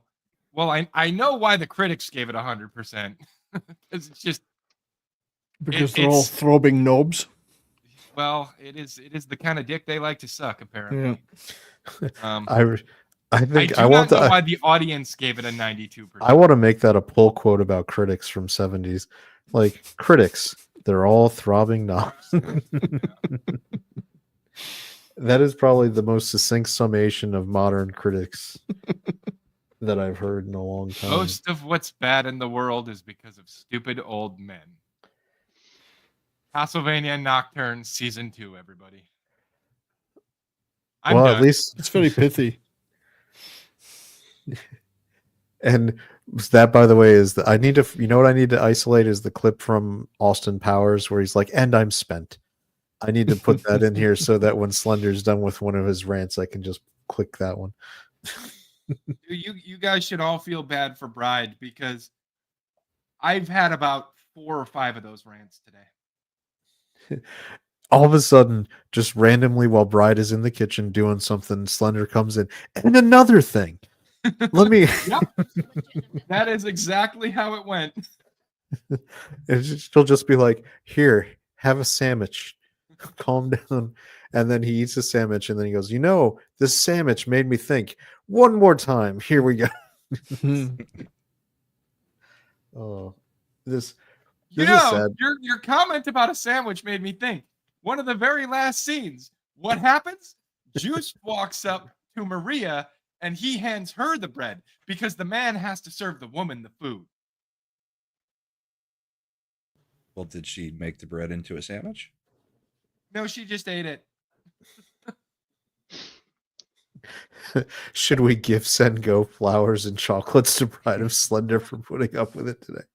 That should be today. Oh, that's true. I mean, by the way, for those of you who never checked out Bourbon and Borden's live hockey stream coverage, what Slender is like right now is what Bride was like watching hockey being played. And Slender was the one going, calm down, it's just a game. Why are you getting so like Slender sounded like the reasonable, like, I'm an accountant, I'm gonna calm you down. It's not just a game. We're a passionate people. Bride of Slender is over there like, these bunch of hosers, pieces of shit, can't get the puck out of their zone. Do you even know how to play hockey, eh? Well, Slender, you are French, and they are known to be a bit spiky. Ooh, that's another thing. Slender's culturally upset because Castlevania Nocturne being set in France, like that was the most culturally related Castlevania to him. France, just like Richter Belmont, were window dressing for this. They had nothing to do with the story. Yeah, because the only time Castlevania ever ended up in France was the one on the Genesis, but they kind of did a world tour of Europe, shall we say. Yeah, usually they go back to Transylvania. Did they print a T-shirt? Wallachia. Could you get the T-shirt? Castlevania European Tour? Well, aside from the one DS game there, Slender, where you're on the moon. Here's the question. There's Rondo of Blood. That was in France, wasn't it? Did this Castlevania even have like sexy women naked, aside from like the image you had to blur? Nope, probably not. They had a lot of men naked. The women. I didn't. Some of those big Egyptian statues looked a bit, I didn't. So let me repeat. Slender, did I stutter? I said sexy naked women. I didn't say men. They didn't really do that. They had a whole scene where she was standing in front of the mirror looking at her dress, and then they did the thing where in the next scene she's wearing pants instead of a dress. What's wrong with being sexist? No, sexy. Now, there's an executive order that says we're allowed to be sexist now. Yeah. If this were a genuine anime, she would start the scene like looking at herself in the dress, and then the next scene she would be wearing less of a dress and going out into combat. It's That's like better. She'd be like, bikini armor really is more freeing. It is. Well, it makes them aim for the shiny bits. So. Well, Eric, I get excessively anxious watching hockey, and the Golden Knights are reasonably good, which makes it even worse. So he's a Knights fan. Well, the Avs used to be good. Well, then they traded away. Like, hey, we got a guy who scores. Let's trade him. Yeah, you got a 50-point a season guy in return. Yes, we dropped a 100 guys keep point talking a about the season sports guy. stuff. I'm gonna go calm down. I'll be back. Oh, you're not going to calm down. What's- You're gonna think try. There's a funnier comment than that, Brahma, which was about Connor Bedard. Now realizes he's playing on a team that's got Mikko Rantanen, well, on the payroll. Right. So And they lost Taylor Hall. He asked for better players. Well, he's got one on the payroll. All right. Well, we can mix the world of hockey and Ascent and art. Shoresy came out yesterday. Shoresy season 4. Yeah. I'm surprised that even got to a season 4. Why? It's it a cost funny show nothing to make, and it's funny as hell. And it's got tits. And it's just taking a side character out of a show and giving him his own spin-off doesn't usually tend to work well. Yeah, they're going to do it about 3 more times. The first 2 episodes have been hilarious. And in the second episode, Jared Kiso as Shoresy sings a Alanis Morissette song doing karaoke, and it is freaking hilarious. Picture Jordan Peterson karaokeing Alanis Morissette songs. Yeah, I'm going to watch them tomorrow. I haven't watched them yet. But... Slacker. You even have actual ways to watch them. I do. have to go roundabout to get it. I don't have Hulu or Crave. Well, not officially. Not officially. I just in Minecraft, I may have them. No, Eric, on hockey fans on X don't like the Golden Knights. It period very much. It's not just the fans. It's the team because they Well, we can go back screw to with the the way. rules every year. I Yeah. tell you what, the And from when ESPN's they coming. got started and they got the massive, just like instant, contender boost of a expansion draft. And from there on, every February, you get Mark Stone going down to injury and then miraculously coming back right as the playoffs We start. should start a sweepstake on that tomorrow night on the show. What date is Mark We're Stone going almost to to go? February, so I'm going with February 24th this year. Yeah. So the ESPN commentary team tonight are in love with Jack Eichel. I mean, every second word was Eichel. They interviewed him about 8 times. While he was out on the ice, they were trying to interview him. They were just it was nauseating. It was Eichel, Jack Eichel, he's so wonderful. He's unique. Look at his unique skating. Isn't he so wonderful? Oh God, he's so good. Oh, isn't he wonderful? It was just like, give them a Kleenex, give them a box of Kleenex already. ESPN always focuses all their coverage on one player per every game that they do. They had every stat about him you could imagine. It was like crazy. I had to end up not listening to that coverage. I couldn't stand it anymore. Yes, they do have the best pregame. I mean, it was pretty good. Brahma and I were there. We went to one of the games last year at the meetup. Did. It was awesome. Expensive though. Well, we bought the tickets last second. Yeah. Oh, I don't care about the tickets. The beer. The beer was ridiculous. That beer was ridiculous. But that's the only thing I do like about the Utah Hockey Club is they've got all their prices capped on all the stuff inside the arena. Yeah. Like hot dogs are like $3. Quite right. Quite right. Which is the best hockey place to watch a game that you've been? Hockey arena, I guess they would be. I've only been to the Avalanche and the Golden Knights. I've had some. I thought you went in Dallas too. You didn't go in Dallas? Nope. I've had some great games at the Joe Louis when Detroit still played there. Joe Louis Arena. That was some pretty good games there. Did you ever sit next to someone who threw a squid? An octopus? An octopus, yes. Squid, not so sure. Whatever they threw. Like, I know it's a mollusk. So it's a mollusk. Yeah, there was a lot of that going on. There was the atmosphere, especially I went to a playoff game, Red Wings playoff game there once, and the atmosphere was incredible. It tells you how long ago that was. In the Joe? Yeah, in the Joe. And then it was the oldest, ricketiest building in all of hockey. Yeah, great atmosphere though. It was a brilliant atmosphere.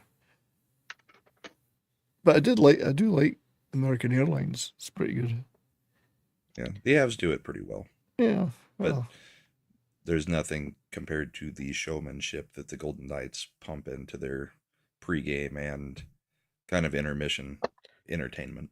Well, you got to figure any team working or playing in Las Vegas, 60% of their fan turnout every game is either other teams' fans or people just there on vacation.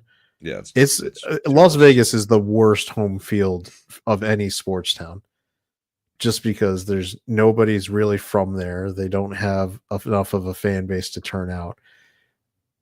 So, did we ever tell the story of who we met when we were leaving the arena, Brian? We may have mentioned it at the time, but we haven't mentioned it since. Yeah, we should have got a video of us with him. Yeah, we should have had him do an intro for Bourbon and Boarding with us. But what is his name? Is it Brad Garrett? Brad Garrett. Yeah, Brad Garrett from Everybody Loves Raymond. Everybody Loves Raymond. So we're walking out, and we're walking, just with the mass of people trying to get out of there and get back to where we can catch an Uber or walk back over to the hotel. And Brad Garrett's walking right behind us. I was like, pretty sure that's the guy from Everybody Loves Raymond. And it was. He's an actual Knights fan. Well, so, I pissed him off a bit because I said, okay, who do you really support though? Yeah, he didn't really find it funny. But we should have gotten Further some pull a video with culture. him doing an intro with us. We should have, yeah. I'm gonna further pull a culture while I eat my food while I'm on a stream. Look, you go ahead and eat. After that rant, you need to get some Get blood some calories sugar. back. I need in, the yeah. calories. You need the calories. You need the blood sugar boost. It's perfectly fine. It's fine. Here, all right. So one thing that is, speaking of Las Vegas, going on right now is what's called SHOT Show, which is basically, if you've ever heard of CES, which is the tech convention, at the beginning of the year in Las Vegas, mostly trade groups to get together and do their conventions where they show you the products that are coming out either this year or the concepts for the next couple of years. SHOT Show is the one for guns. It's pretty awesome. And this concept finally got shared, and it is ridiculous. So I just wanted to see what people thought. This thing is hilarious. Like, all right, see this dude, right? And let's go. I'm gonna mute it just in case, because you don't need it. Oh, it flips right open, and it's a 9mm. So it's this is done by Magpul, who is known for doing magazines and accessories. But check that out. So it looks like just a little box. It's got a rail, but this would be super concealable. I just think it's a pretty cool concept. I'm pretty sure they're going to make it in other calibers too. I would honestly, for that kind of thing, I would probably prefer it to be a 45, but yeah, you can in all this demonstration proof of concept. It's what's referred to as the backpack gun, like where you can fold it up and just keep it in your backpack. Put it in your bug out bag. It's the gun from RoboCop 2. This thing looks epic. No, actually, if you want the gun from RoboCop 2, I'll show you that one. That what is that? As this is going on, hold on.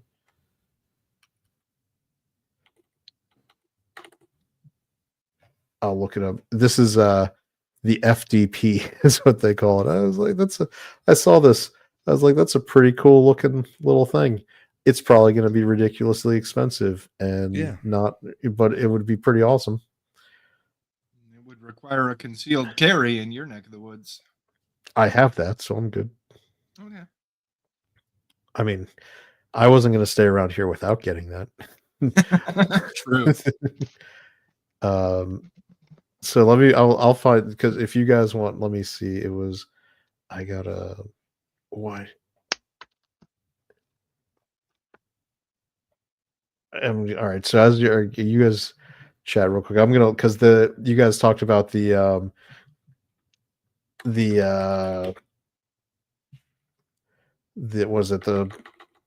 it the gun from RoboCop? Lugo. There's a company called Lugo that makes the most crazy style handgun that you'll ever see. It's called the Alien, and it does look like the RoboCop gun. Let me get to where you can see it. Where is it? This is a merchandising thing, and they don't show a clear product shot. This is a problem for them. There we go. This is all right. So this is a weird gun called the Alien. What do you notice when that slide is back? What do you not see in the picture? Barrel. The barrel. The barrel is actually fixed. You can actually see it on the bottom. Oh. So this is part of this is the only gun on the market that uses this kind of recoil management system. The barrel is completely fixed. The slide moves back to eject, but the barrel stays right on that bottom, frame. It actually keeps your shots very on target with less recoil issues. The gun is crazy expensive. It's like $4,000. It's called, and look, it's even branded like using the Alien font from the movie. Yeah. But by doing this, you'll notice the top rail on top also stays fixed, and that slide actually moves in between. This also keeps, if you mount a sight on, keeps it at 0 much easier because it's not reciprocating. It's crazy. And when it's full, like you can see, it's the one over to the right. It does look like the RoboCop gun when the slide isn't back. A little bit, yeah. Yeah, Just for 4K, small. it better be good. Well, the new one that they just released this year is called the Baby Alien. It's the Alien Remus. So it's a smaller version of the full-size ones that you'll see over on the right. This gun came out to market a couple years ago, and it is crazy expensive. It's one of those. So it's got the rail on top. Does it? I mean, do you pull the slide? Yeah, you can still on the slides. It's got the grips. So It's still you can still do the slides just like a normal semi-automatic gun. So in terms of cycling and loading and chambering the round from the magazine, it's all the normal part. But by fixing the barrel on the bottom and fixing the rail on the top, it eliminates a few issues that you get when you're like, especially the new hotness for pistols is you see that red dot sight that's mounted on that one in the foreground. Yeah, the gray one. Yeah, so the new big thing with pistols is to actually use a red dot on your pistol. And one of the major problems with mounting a red dot on your pistol is that as you empty a lot of rounds through it, the red dot will lose 0 from all the reciprocating of the rail. Right. Is there demonstration? Yes, we can go to the actual video of it being shot. Here you go. It almost felt like we were at the video. So you do just pull it. Yep. Instead of,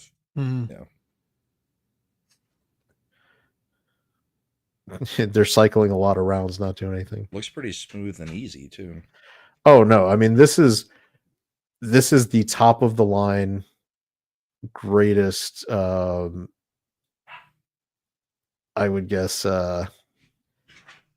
pistol that you're going to get on the market. You're paying for it. Yeah.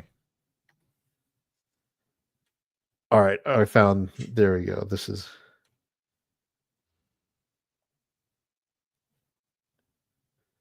but yeah, it is interesting. Like they patented the whole system so no one else can use it right now.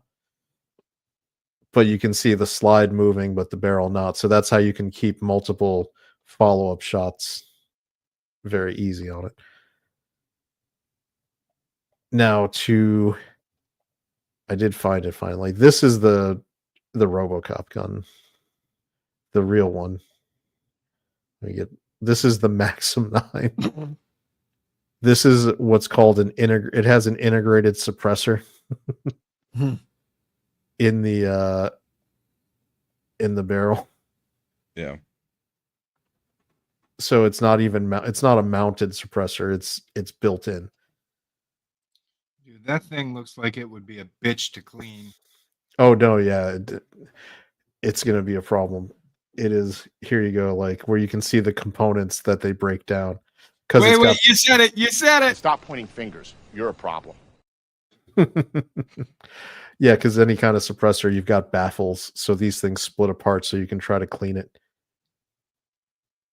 But that's a lot of work. But allegedly, it does a really good job. Holy crap! The one I'm eyeing is 6,200. Jeez. Is it gold plated? Is it the Trump gun? What? Notice she said the one she's eyeing, not the one that she's buying. Just knock a 0 off the end and we're good.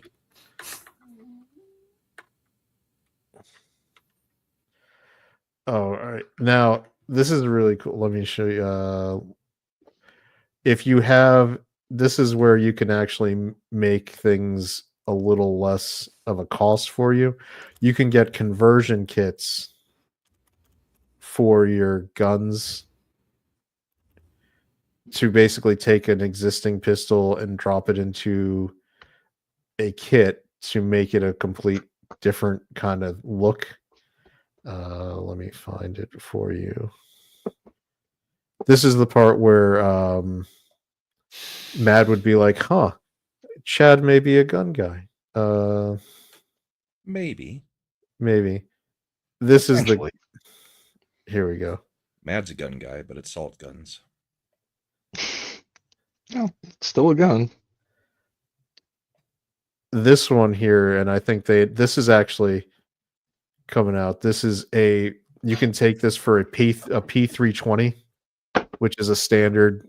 You can get it for like $500-600 pistol, and you drop it into this chassis kit, and you can make it look like a friggin' Halo gun. Like, so you can see where the base pistol is actually on the inside. Yep. And it actually has a charging handle like an AR. These just seem like really elaborate and fancy ways to introduce additional mechanical points of failure. This is a really fancy way to make this thing fun. Like, if you want a rifle, just buy a rifle. No, I want this. I'm gonna get this. I have a Oh, boy. I want to get it, and I want my little Halo gun. It's not going to make it shoot better. It actually, this is with P320s. It could. They have a couple issues. They have issues. Make it for girls by dipping it in pink. You think that's a joke, right? There is the Hello Kitty shotgun. I'm going to show you something. You go to any Big R or not Dick's, but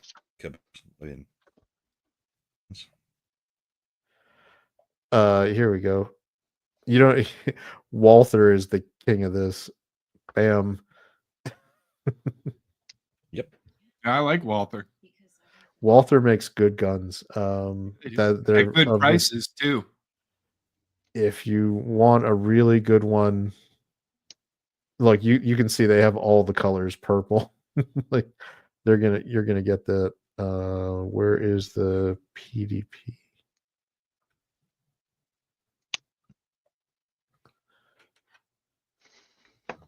Let me just search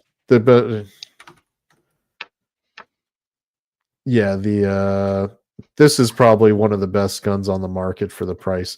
That's retail $599. You'll get it even a little cheaper, but this is called the PDP, means professional duty pistol.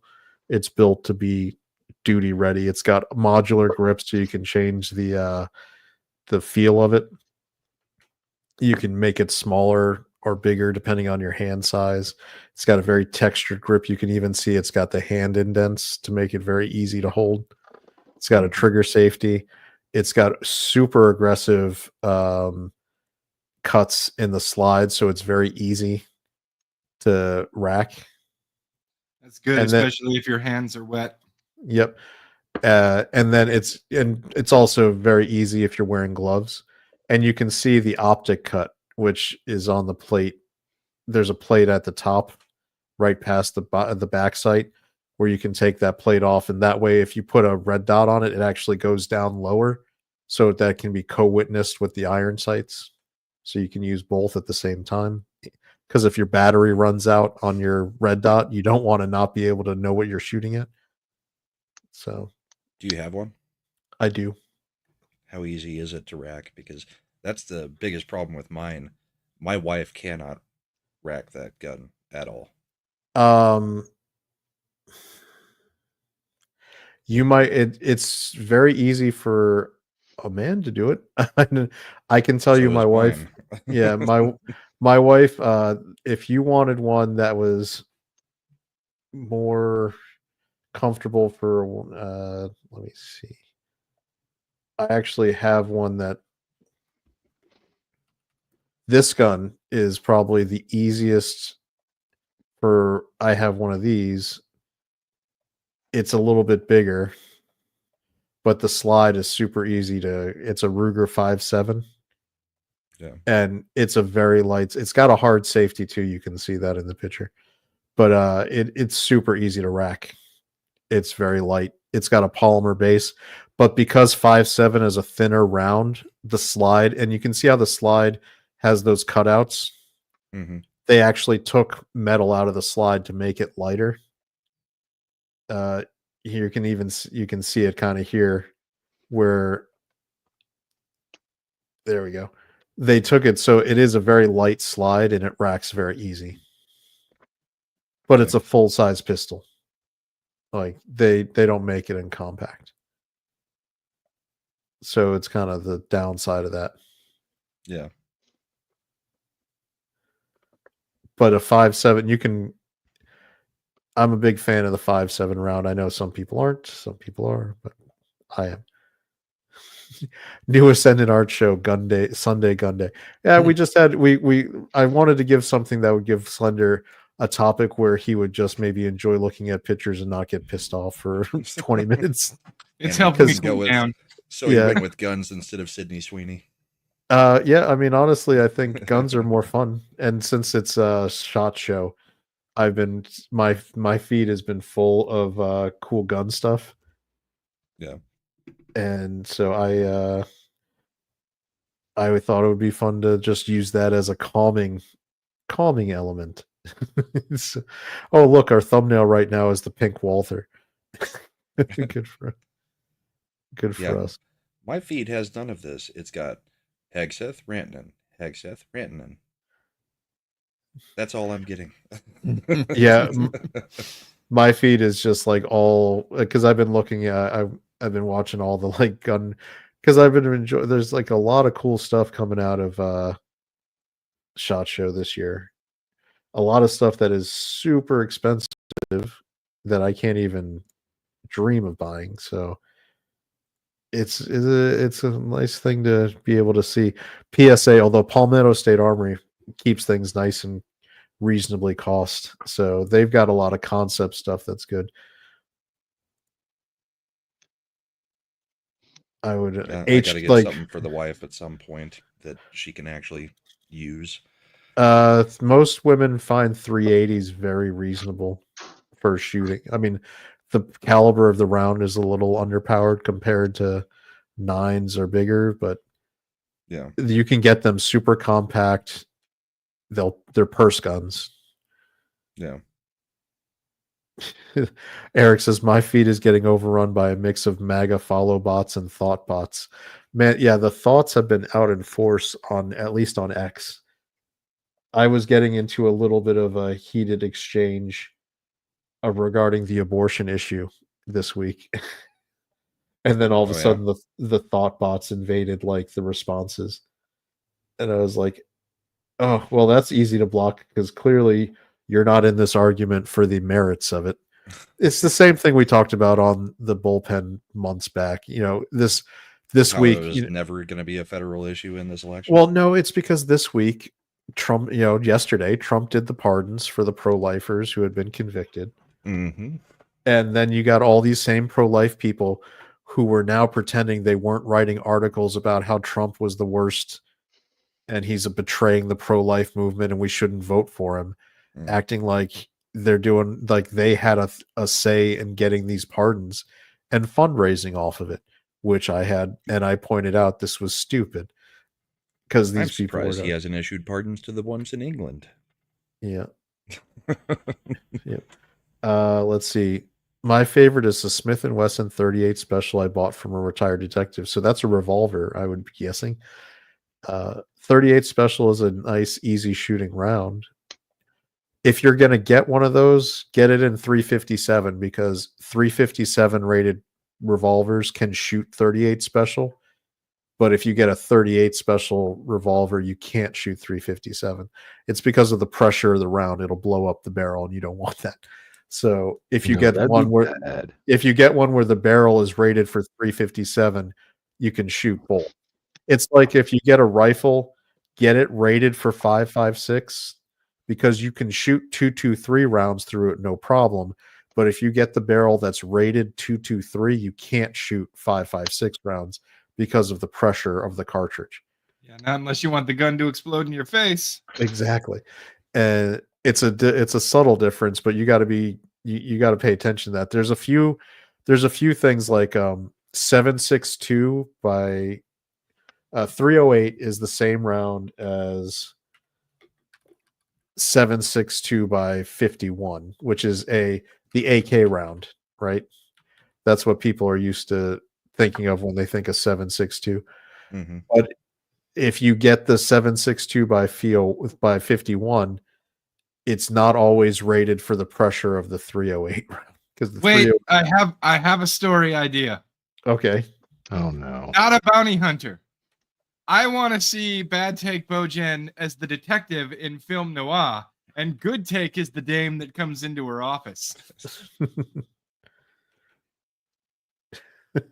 Hey, Good. something good else take. just came across my feed that's not Hegseth or Rantanen. Nick Rekieta pleads guilty to third-degree possession charges. Well, clearly that was going to happen. Yeah, but he got his wife and the other chick off. Before or after he was arrested? Yes. that was the waiting setup. for that. I'm glad I was waiting for that. Eric's just 10 out of 10 would watch the Bojan series. Detective Bojan. So that carries a possible 20 years. It's going to be probation. Probably. He doesn't plea if he's not getting a deal on it. Well, the deal is that the two women have all charges dropped, so he may do something. Don't know. Yeah. I don't mind the AK-47, but honestly, I'd take an AR-15. I've got an AR. So the AK-47 gets this mythical reliability. And it's a reliable platform. It's very basic. But here's the thing. A well-made AR is superior to an AK. In every single way. I do not have a well-made AR. I have an AR. Yeah, but the reason people talk about AK is because in the Vietnam War, the original AR-15, known as at that time the M16, got a terrible reputation because the M16A1 was a terrible gun. It wasn't, and here's why. Fixed everything in the A2 model. No, they fixed it in the prototype. The prototype worked fine, and then when they decided to mass produce it, and this happens, fucking McNamara, who was the Secretary of Defense at the time, along with his bean counter budget guys, decided they were going to change the parts they used to save money. And instead of using all the metal and other parts that that were on the prototype that worked extremely well, they switched to parts that were not. And guess what? That turned out to be extremely unreliable in jungle environments like Vietnam, because they swolled and they didn't work and they caused malfunctions and misfires in the middle of firefights. So it wasn't the AR's fault that it wasn't built to the spec that it was supposed to be. And like Imp is saying, by the A2, all they actually did was switch back to the original specifications on how that gun was supposed to be built. He's not wrong. And it suddenly worked just fine. And this is a good example of why it was so important that Pete Hegseth won today on that vote, because all these people. Channel the anger and the hate. Come on, Chad. All right. All the hate flow through you. All these dumb fucks like Lisa Murkowski and Mitch McConnell and the rest who voted against him, saying he was unqualified when they were perfectly fine with goddamn academics and bean counters being secretaries of defenses, the kind of people who would make the decision to save 3 cents per unit by switching these parts, not asking if it was going to cause problems for the war fighters in the field, and end up causing deaths and other expenses that were actually way beyond the money you would save. And then they'd have to go back and retool the entire goddamn program to make it work. As opposed to and they voted against somebody like Pete Hegseth, who was actually a grunt on the ground, even though he was an officer. That's why they look down on him. Yes. And so they end up, doing this stuff. And I hate it because these are the assholes who are perfectly fine with just looking at what's called acceptable losses and doing. These are the same people who academically can come up with rules of engagement that are ass backwards, where you have to wait till you're fired upon, even if you see a guy with a goddamn gun walking towards you.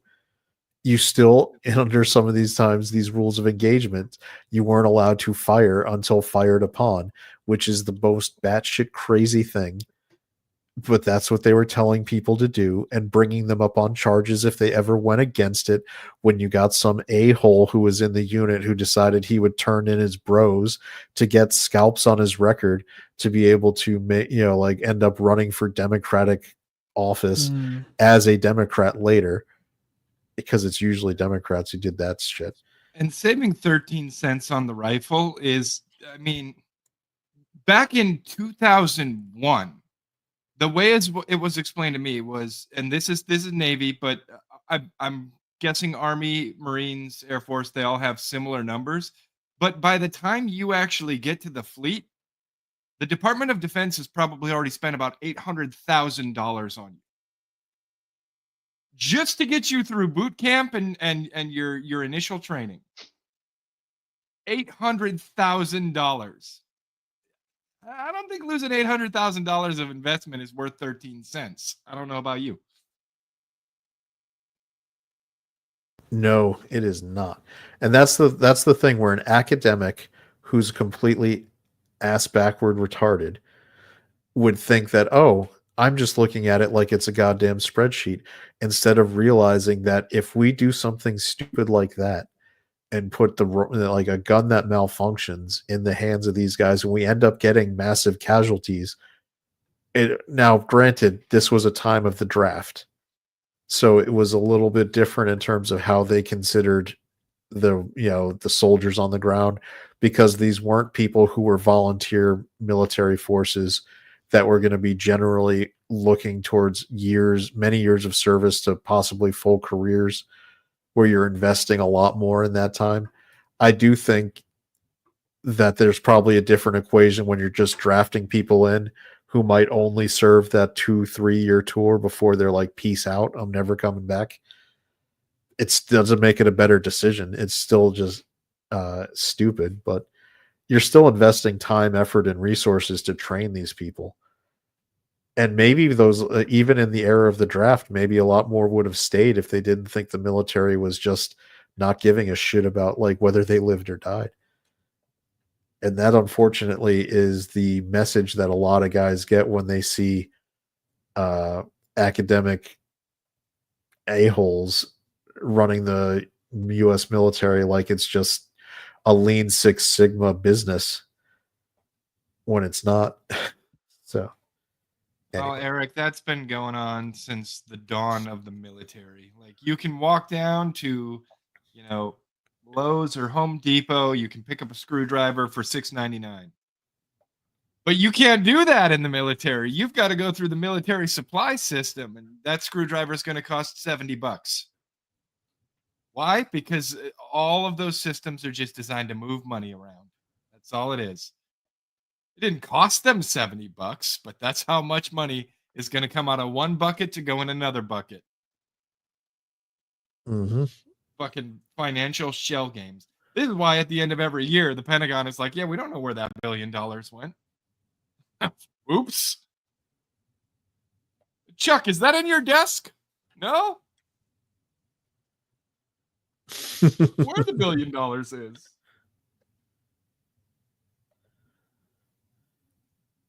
It is a crazy system because there's all sorts of federal requirements on who can bid for projects. And this is actually one of the fun things when Trump repealed that executive order, going back to it was actually Lyndon Johnson was one of the executive orders he repealed, where it was affirmative action in the government. People don't realize that executive order helped mandate requirements for contract proposals where they had to put out in a certain percentage of the contracts had to be minority owned businesses or women Well, owned and if your businesses. company wasn't diverse enough, it was ineligible to bid on that contract. Correct. And it wouldn't matter whether your company was actually able to fulfill the contract requirements. If it was, they would give the contract to a new company that has no track record of actually achieving the result if it checked all the right boxes versus one that might have been cheaper and more effective at fulfilling the contract. This is how ass backwards federal contracting is. They will pay more to give a contract to a GovCon, government contractor, that has all those right boxes than they will to another person that doesn't, even though the other person might be able to achieve the results requested cheaper, faster, better. Yeah. They will pay more for an inferior product. And it's a fit, and this isn't like some hidden thing. This is well known. It's what is the movie War Dogs, right? With it was the dude from Top Gun Maverick and the guy who used to be fat then got skinny, who was in Superbad. Yeah. Jonah Hill. Jonah Hill. That was based on a true story, and it's one of the best movies where you start seeing the crazy, absolute bullshit craziness of government contracting. There's one thing the old saying doesn't cover, because we've all heard built by the lowest bidder, but for government contract, it's actually built by the lowest eligible bidder. Because thanks to lobbying, most companies aren't even eligible to bid for most contracts. But the crazy thing is, You've got like the big three. when you got somebody, Boeing, GE. but when you've got somebody like Dick Cheney in there, even though we have all these rules about government contracting, when they really feel like it, they'll waive them all to give contracts to Halliburton, where he just happened to formerly have been the CEO. Yeah. And as much as I'm generally pro business and capitalism, I hate cronyism, and I hate the Cheneys. It's all backdoor deals and buddies helping out buddies. Because what do they care? It's not their money. It's yours. Which is why I am It's not personally even ours anymore. It's our grandkids. Which is why I'm personally just overjoyed at the idea of Hegseth being Secretary of Defense. This is the most frontline guy we've had as Secretary of Defense, probably going back to till the 1800s, when we used to get secretaries of war. At the time, the office was called the Department of War, not Defense. And it was always like former guys who had served frontline in conflicts for the United States. And really, that's all Hegseth has said, is our only mission should be to have people war ready. We don't want any wars, but they need to be ready to fight and supplied to fight. It's all he really cares about. Preparedness. That's what the military is. It should be prepared to kill people. And Even everything in else, times of peace, if you wish to enjoy peace, you must be prepared. in order to maintain peace. And it's not meant to be social work or daycare or any other of a million other things. Experiment. So I would be 100% about them changing it back to the Department of War and just making their, like, what is this department for? The name says it all. We are here to prepare and be ready to, prosecute wars and win them for the United States. Right, the Department of Killing the Bad Guys. Right as we start the negotiations about Greenland. That's right. Hey, was it Denmark who hosts Greenland? Hey, Denmark, be aware that we've rebranded it to the Department of War, and we've got a war fighter in there. And we you know what? We need a place to put all the trannies who used to be in the military. We'd like to use Greenland. Here's the thing, right? We finished our East-West Manifest Destiny. Now we got to start working on our North-South Manifest. Wait, I was Well, also apparently they're freaking out. also thinking that thinking of Bride of Slender, that Greenland might well get an NHL franchise before Alaska at this rate. Apparently Ooh, they're she gave freaking you a out right mean now. face. Oh, I'm sorry, Bride. I couldn't.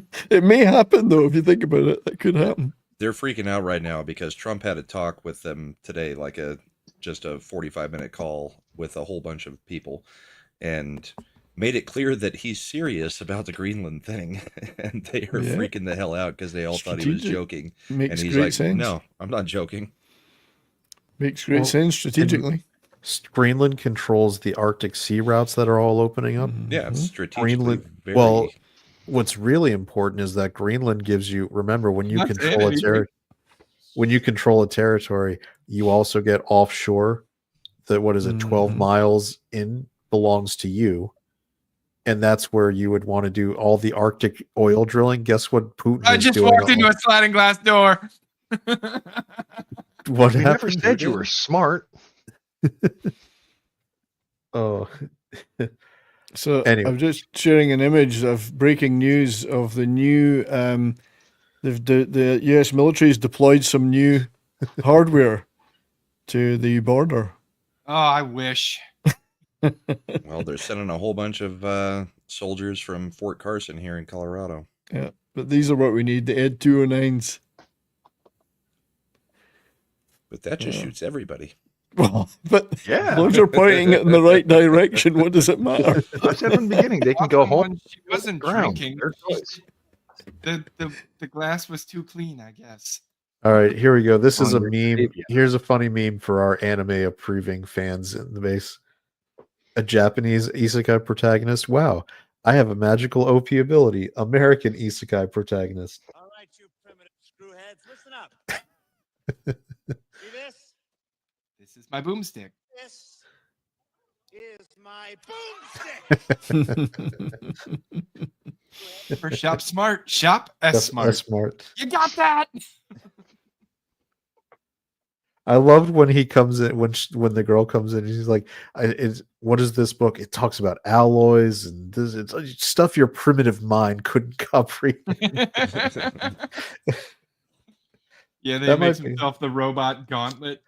You know, True. speaking of bro movies, I think Army of Darkness might need to be on the list for that one because I Even- even like Army of Darkness. it's just it is one of the great movies, especially of my childhood. Oh, I liked this is another. I saw this meme today, and it made me laugh. Here we go. When I fix my parents' TV by changing the input to HDMI 1. Here you go.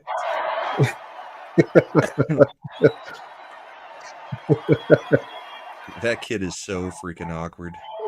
Wait for it. He's doing the full Trump thumbs up pointing.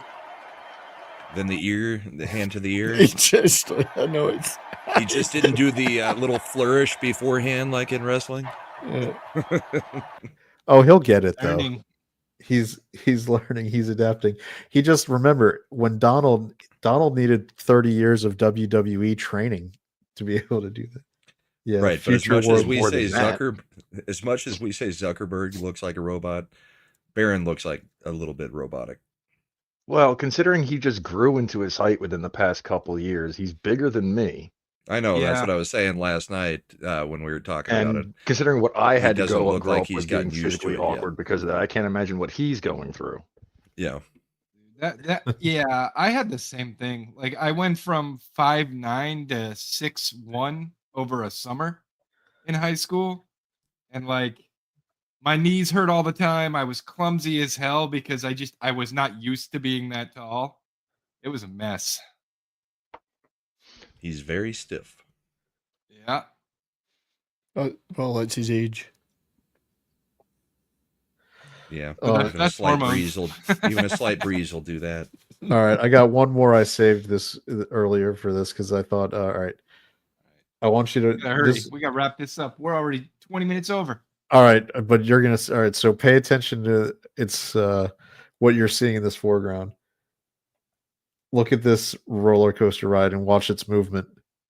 Oh, this is from a couple years ago, isn't it? Yeah, I know, but Where the guy rushes up to save everybody. Yeah, because it is nobody's doing tipping over. anything. Yeah, it is Yeah. actually about to like tilt the other. You can see it moving. If the to one tilt. guy hadn't taken action, the rest of them Yeah. wouldn't have. And then everybody else comes in to like pull it back.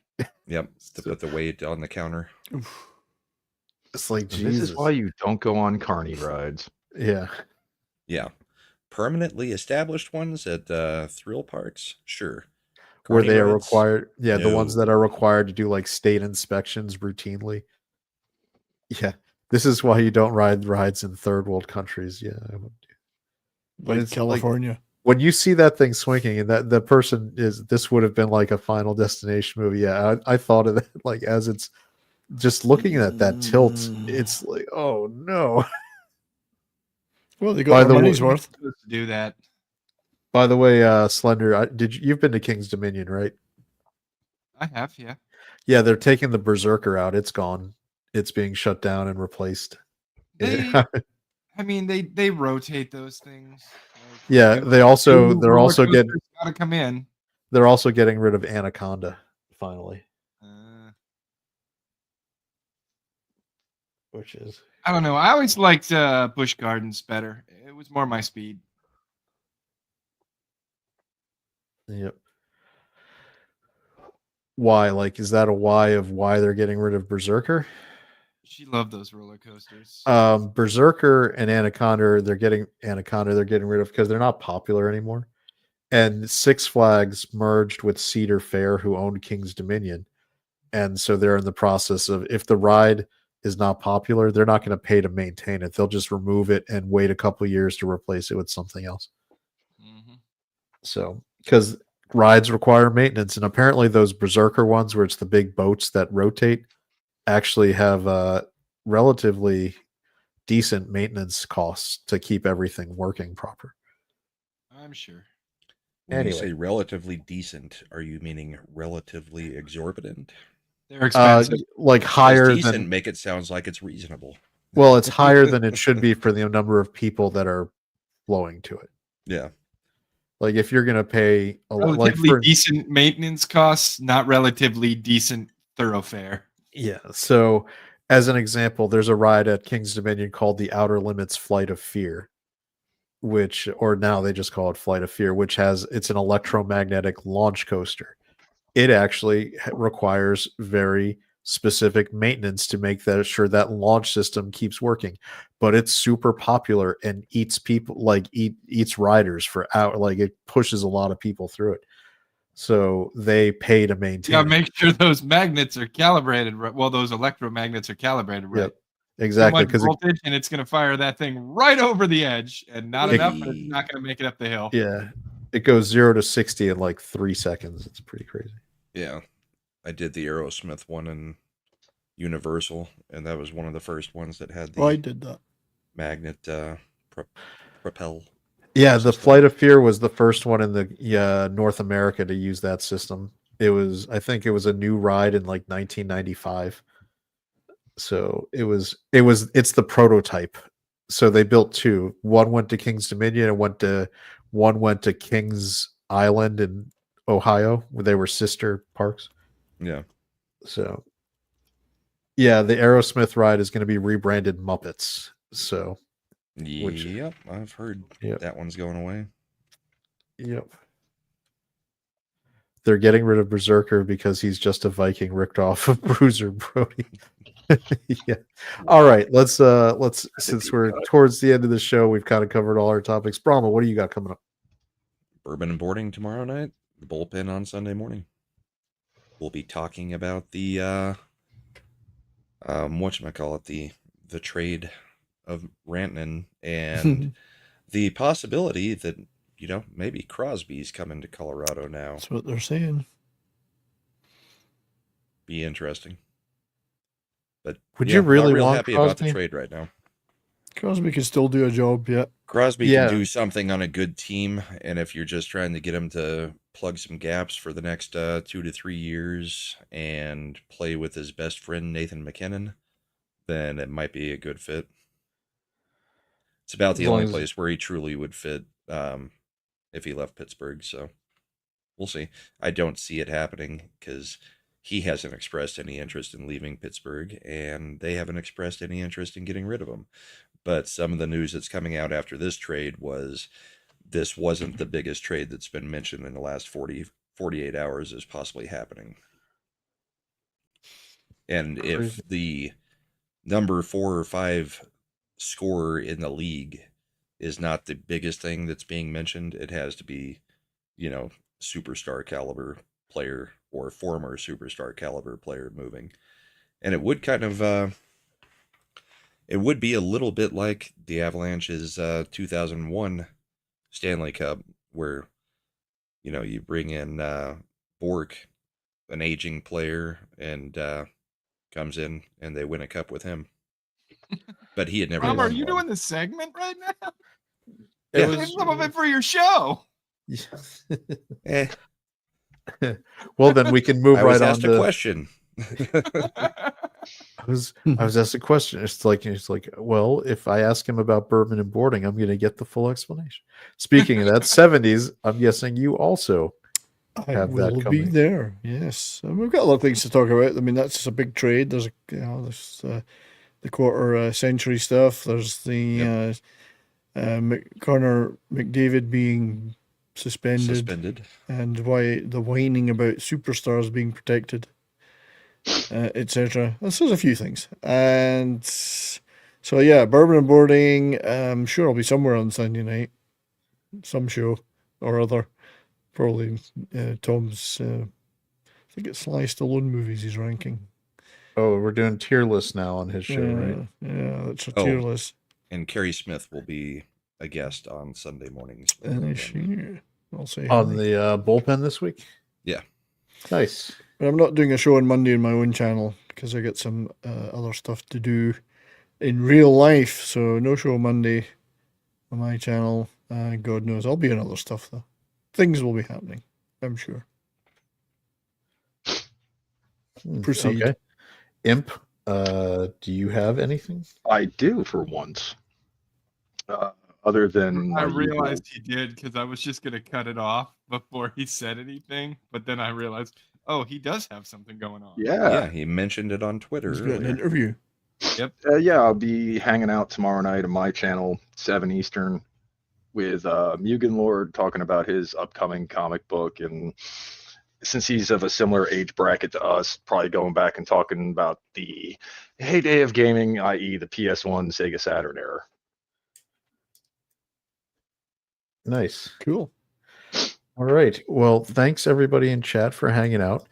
Please be sure to maybe drop a like and share the stream out if you can. Make sure if you know anybody who might enjoy the show to let them know about it so we can get some more of those subs. That's the game of the game, because Slender has made it clear if we ever get an episode count that is higher than our sub count, it ends. We've got it, which means funny games. Go check out Ascendant Arcade too. Yep, that's all, and that's fun. We've been playing some good stuff. We're back to Phasmophobia, and I don't know if Chillin' and Drillin' will be making a return anytime. At some point. Yep.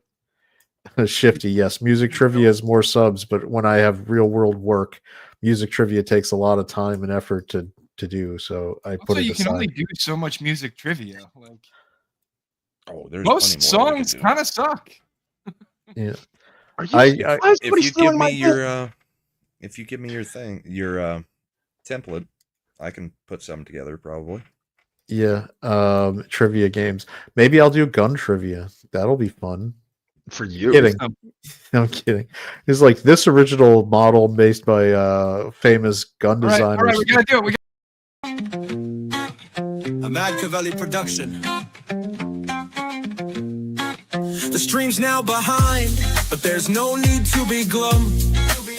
We'll return with more jests, with humor to come. So click that damn subscribe and let the good vibes thrive. For the next grand stream, we'll surely jive. Ascend and I, we've charted the street with synapses sparking, hilarity you can't believe. You brought your joy, so now you must go. But keep the party in your heart, yo. Keep the giggles, keep the banter, keep the screams to light. Until our next stream, keep the fun in sight. In this virtual voyage where streams do end, remember with ascend and art, we'll always fucking ascend. Oops, we forgot about Imp, he's bound to reappear. With chaos in his wake, all we can do is persevere. Are you happy now, Imp?